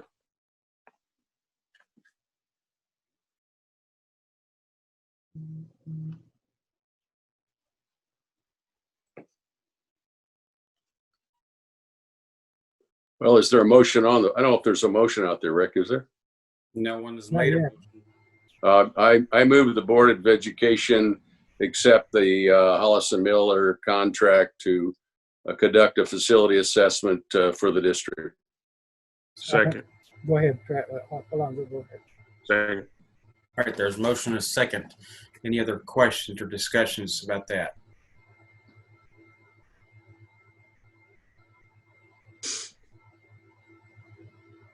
Anything? All right, all in favor of the motion say aye. Aye. Aye. Those say no. All right. Motion carries.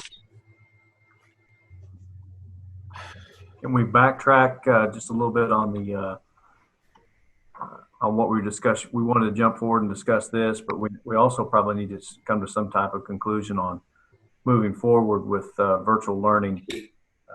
Either approve it to go through the first quarter. Just got a text, found out that Hickman, to answer your question, Ms. Tittle, Hickman Mills is virtual the first quarter, to our understanding. Can we get back there and get to a comfort level?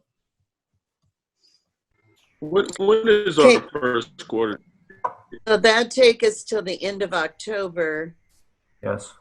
1st of November. 22nd, around the range of the 22nd of October, when the quarter would end.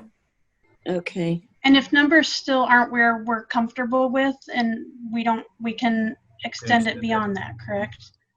About 14 days prior to that board meeting that we're going to have, and I don't have let's see here. The board meeting is October the 12th. We can take a look at those numbers. The quarter is going to be ending that next week. If there's not a significant change to come back, the board can work to extend it for the rest of the semester.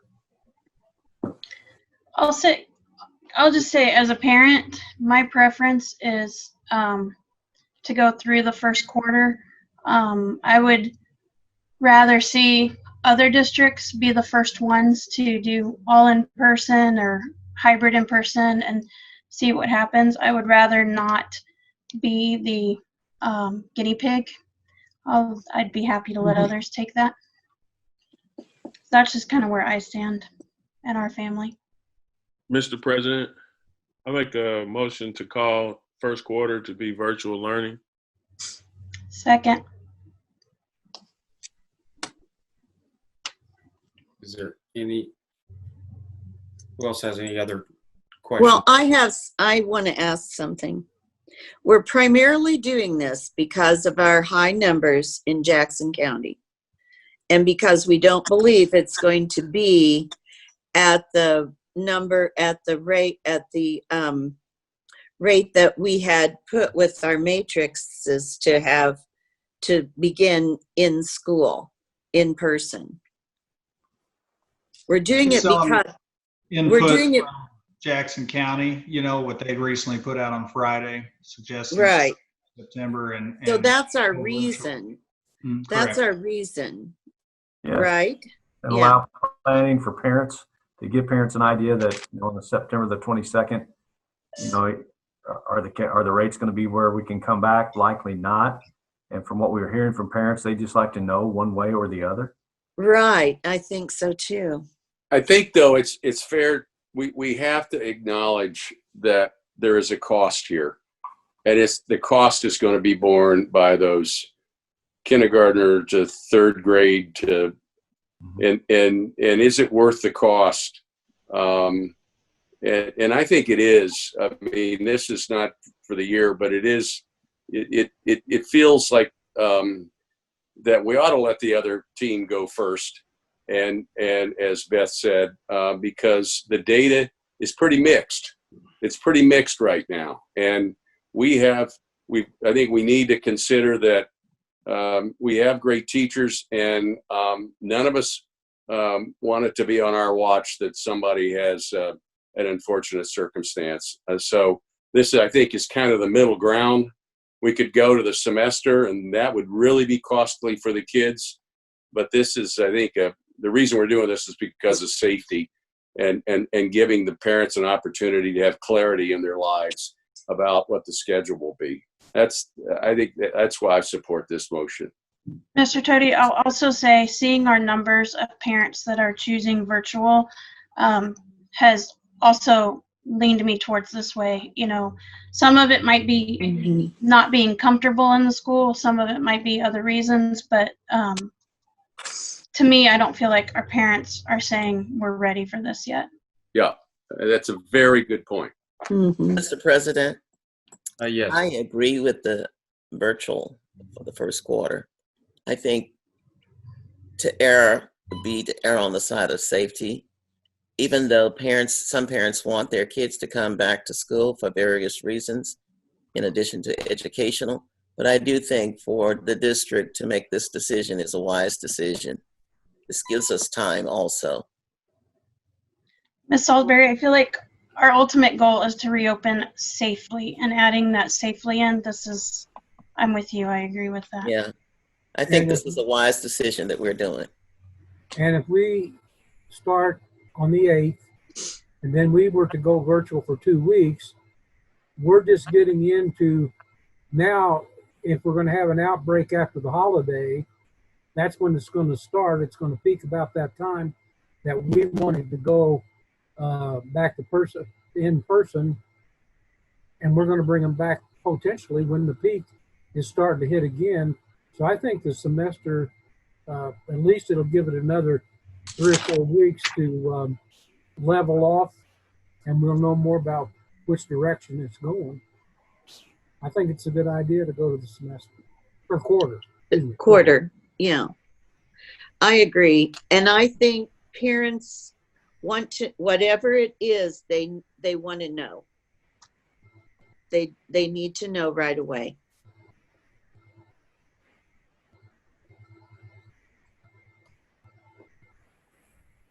Any other comments before we vote on the motion? I guess unless Dr. Markley wants to chime in a little bit and give. I think that's the right decision, and I don't be surprised that in the coming weeks, Hickman Mills, Raytown will not be the only ones making this decision. Okay.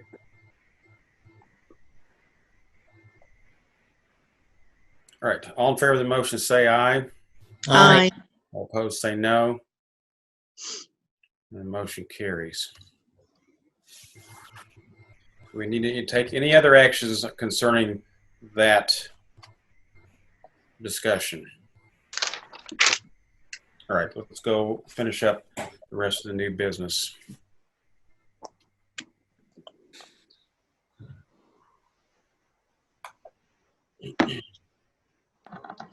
Mr. President, I move to purchase 55 infrared body temperature detectors from Callilan DME Inc. for a cost of $203,500. Second. Oh, I might be. Oh. There's a motion and a second. Who wants to speak to that first? Dr. Hux, are you going to, or Dr. Shelton? I can speak to that.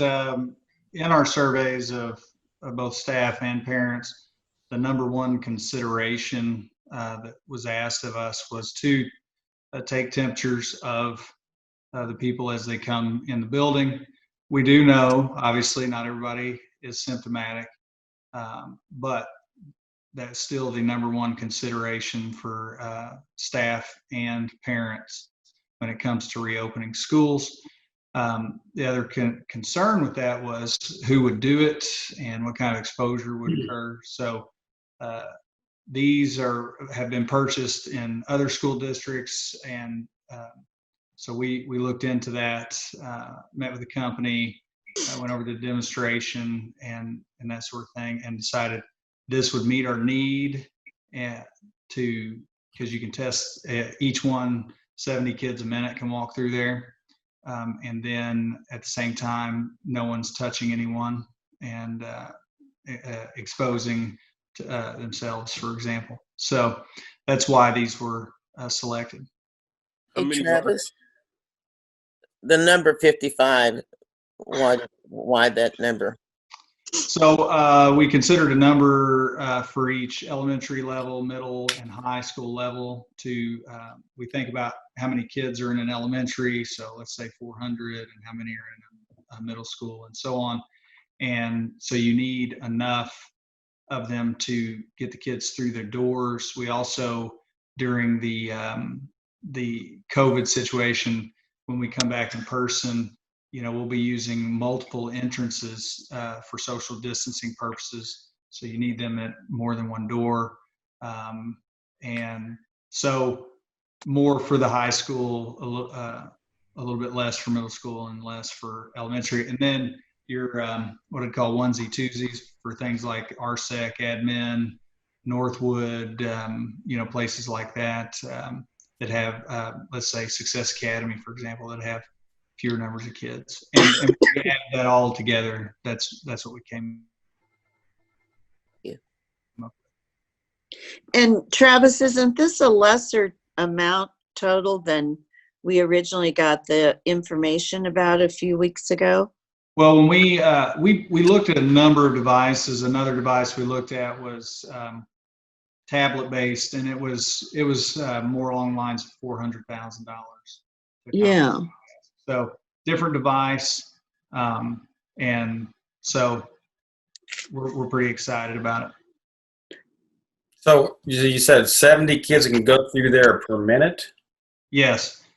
How does it there are that many they're going through? How does it determine which kid had the high temperature? So it would take the observation of a staff member. Again, they don't have to touch them or even be within a social distancing situation, but they are seeing a screen on the other side, and it's telling the temperature and giving the green light, if you will. And so, let's say a hot day like an August day, your skin temperature is warm. It's possible that you walk through there and it beeps red. They would run you back through. There's two different places on this system, one for the forehead and one for the wrist. So generally the wrist has a lower surface temperature because you're not exposing your wrist to the sun, like let's say your forehead. And but yes, it's as quickly as just walk by it and it beeps, shows the temperature, shows that they're good. Our process right now is if somebody does show a temperature, they are taking the temperature a second time. And then if they're still above that, they would go to the precautionary area in the building. And we're pretty sure we can get $150,000 back on this. Steve has been talking with FEMA. Steve, you might speak more to that. This is a type of device that FEMA would consider for reimbursement. We have to go through the process, and one of the items is the contract we put together with this company, and they have been willing to sign that contract. So everything's working in the right direction. It really will come down, though, to whether FEMA will reimburse or not. All right. And when will we get them? End of August. All right. Any other questions or comments before we vote on the motion? Yeah, Travis, are they 99.9% accurate? There is with any thermometer testing device like this, a level of, what's the word I want to use? There's a variance, and I believe the way Raytown is coping with the potential variance is setting them from 100.4 to 100 to be on the safe side, so that somebody doesn't pass through because of the variance. Okay. Mr. Cody, my recollection from the presentation was that there was a 0.06 that sounds right. margin of error. That's pretty close. That's pretty close. Mm-hmm. Yeah. Well, that'd be a less margin of error than anything else we've been talking about. So I think it's pretty good deal. Any other questions or comments? All right, all in favor of the motion say aye. Aye. All opposed say no. All right, thank you. And then emergency replacement expense for 44 computers. Is there a motion for that item? Mr. President, I move that the Board of Education approve the emergency replacement expense of $35,200 to CDW-G for 44 computers servicing the food service department. Is there a second? Second. And Travis, did you want to say anything about this item, or Melissa? Yeah, I'll let Melissa and or Tim Young speak to this, but it does have to do with a Horizon software update, and I believe our computers are no longer usable. These are these are very old computers. We've delayed them on the rotation. Melissa, I hope I'm speaking accurately. Absolutely. So we performed an update. They failed to tell us that our older computers would no longer be supported under the update. Once we updated, they informed us that if we had any problems, they would not be able to provide any technical support. So we needed to go on and purchase immediately so we can have them installed and ready to go live with the system. And so that's a pretty good way to force sales, by doing an update and then telling us our computers are no good. Well, and they are old. They're about 8 years old. So we've delayed significantly the replacement. And what our hope was the money's budgeted through the year to replace them one by one. We just weren't expecting to have to do them right at the beginning of the school year. So it just fast tracked us a little bit. All right. Yeah. Any other questions or comments? All in favor of the motion say aye. Aye. All right. Those say no. All right. Mr. President, Yes, Ms. Tittle. could I go back to the virtual learning for 9 weeks? I just had a couple You want questions. to go there for of 9 Travis. weeks? Yeah, for 9 weeks. Okay, so Travis, where will the teachers be working from? Will they be working from home, or will some of them come into the buildings? So a recommendation made and accepted by Ray team was that when 100% virtual, the option exists to work from home. I prefer to see it the other way, in that if I'm allowed to, I can come to work, so that's where we're sitting with that. While we're 100% virtual, the teachers can work from home. So they also can then come in if they want to. Correct. So they have their materials and things. And then what about computers for the students? Will those be distributed? When will those be distributed? I'll let Melissa speak to that. We are currently working on a plan to have those distributed the 2 weeks prior to school starting. So we have information coming out later this week to families about kind of preparing them for that, and then next week we'll have a schedule for distribution. Okay, so the students are going to go somewhere to pick them up. The plan is for them to come to the buildings to pick them up, similar to what we did for collection, and pick up the supplies. We'll host a pickup. And that's going to be for grades, is it for grades K through 12? It will be for pre-K through 12. So we have now purchased devices for pre-K through 12. Okay.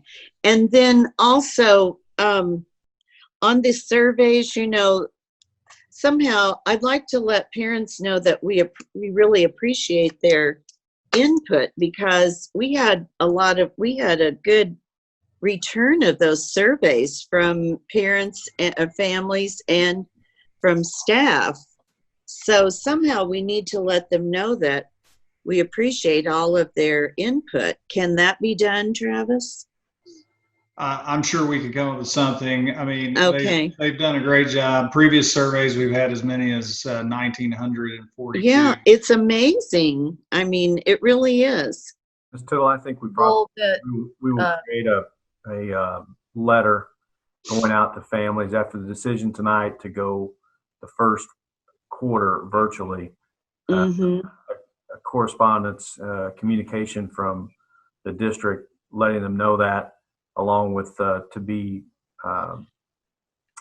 watching for more announcements coming forth on what they can do to prepare for that. So we'll communicate that gratitude.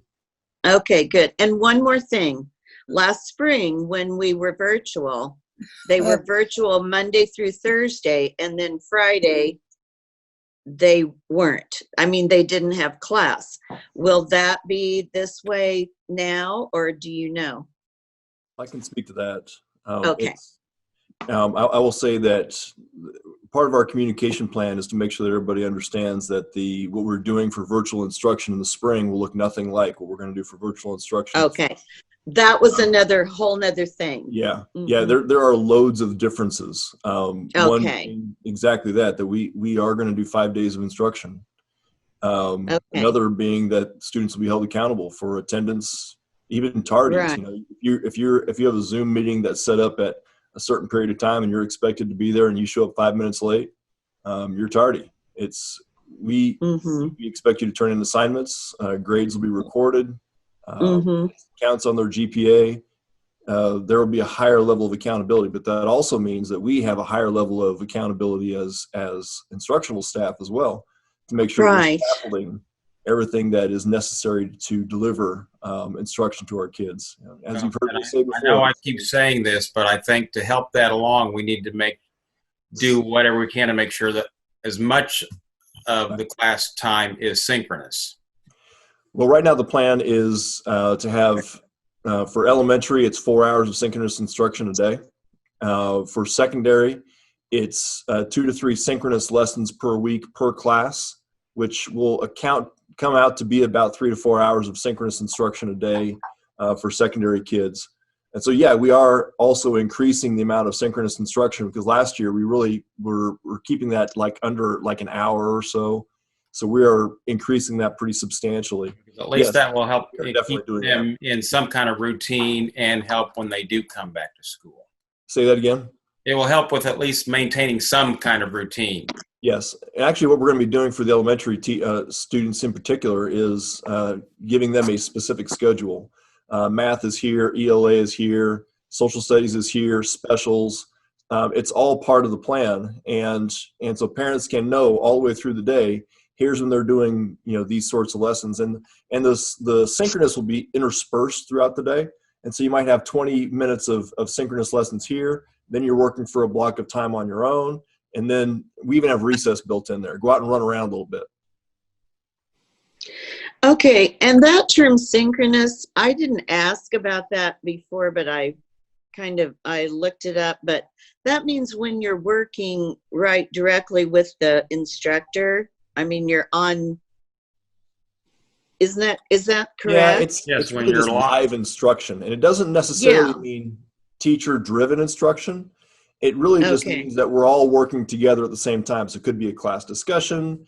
It could even be if I break out my class into groups. And so you remember in elementary schools, I might have 4 or 5 kids at the kidney table, and I'm working on specific skills with them. The rest of the kids are out there working on, their own individuals' work.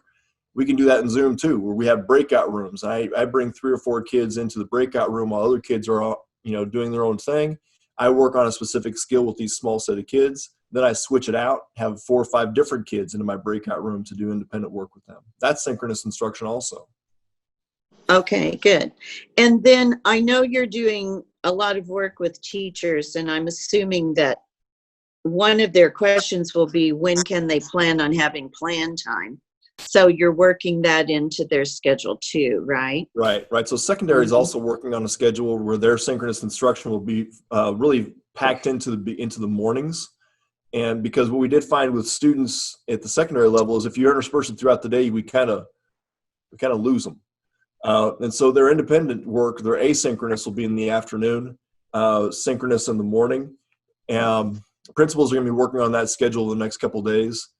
We do have a staff virtual learning handbook that will come out. We'll actually bring that to the board next month. It'll be finished up this week, and that'll give teachers a very specific plan on what it means to be a virtual instructor. We also have a student handbook, parent student handbook, that does the same for the student perspective, and it lines out all the expectations very specifically. Good. Okay. All right. Because they're going to need a lot of plan time. Well, and keep in mind too that we have a lot of prep time coming up. We have this whole week, Yes. virtual learning, Yes. professional development, and then we also have now 3 weeks of back to school meetings, and a bunch of that is going to be dedicated to teachers being able to write lesson plans and create their first couple of weeks of virtual learning. We have a ton of PD within that to teach them how to use all of the different tools we have, and then we give them a lot of time to do their own work in developing their lessons. Yeah. Well, I'm confident our staff will do an excellent job on this, like they always do with everything. But we also should not pat ourselves too much on the back here, because we need to recognize that we've also created an extreme hardship for a lot of parents going forward through this. And so we just need to recognize that in mind as we're going forward here, because that's just the fact. So. Yes, it is. Some parents won't have a lot of options. Like I said before, we're doing the best we can, but it's a no-win situation. I do appreciate all the questions we've had, at least 52 questions or comments.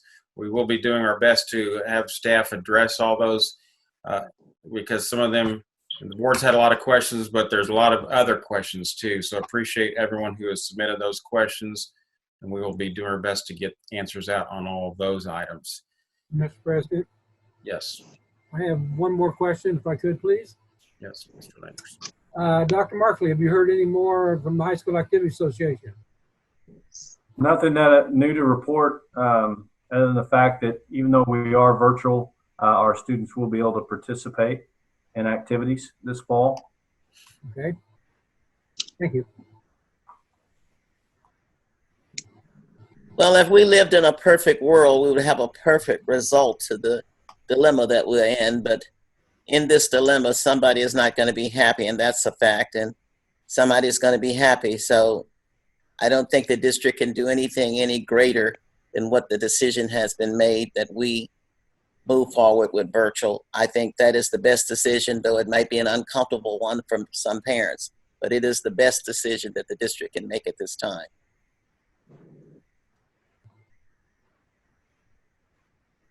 All right. Anything else before we entertain a motion to adjourn? I want to remind the other board members who are on the policy review committee, we have a short meeting. Oh, yeah. We have a couple of policies to review. So I'm guessing they have a separate login. There's a login in your calendar invite, as well as on the agenda on ESB. There's a link as well. All right. Thanks for that reminder for everybody on the policy committee. Is there a motion to adjourn? Mr. President, I move that the board adjourn the regular Board of Education meeting at 8:47 p.m. Second. All those in favor say aye. Aye. Aye.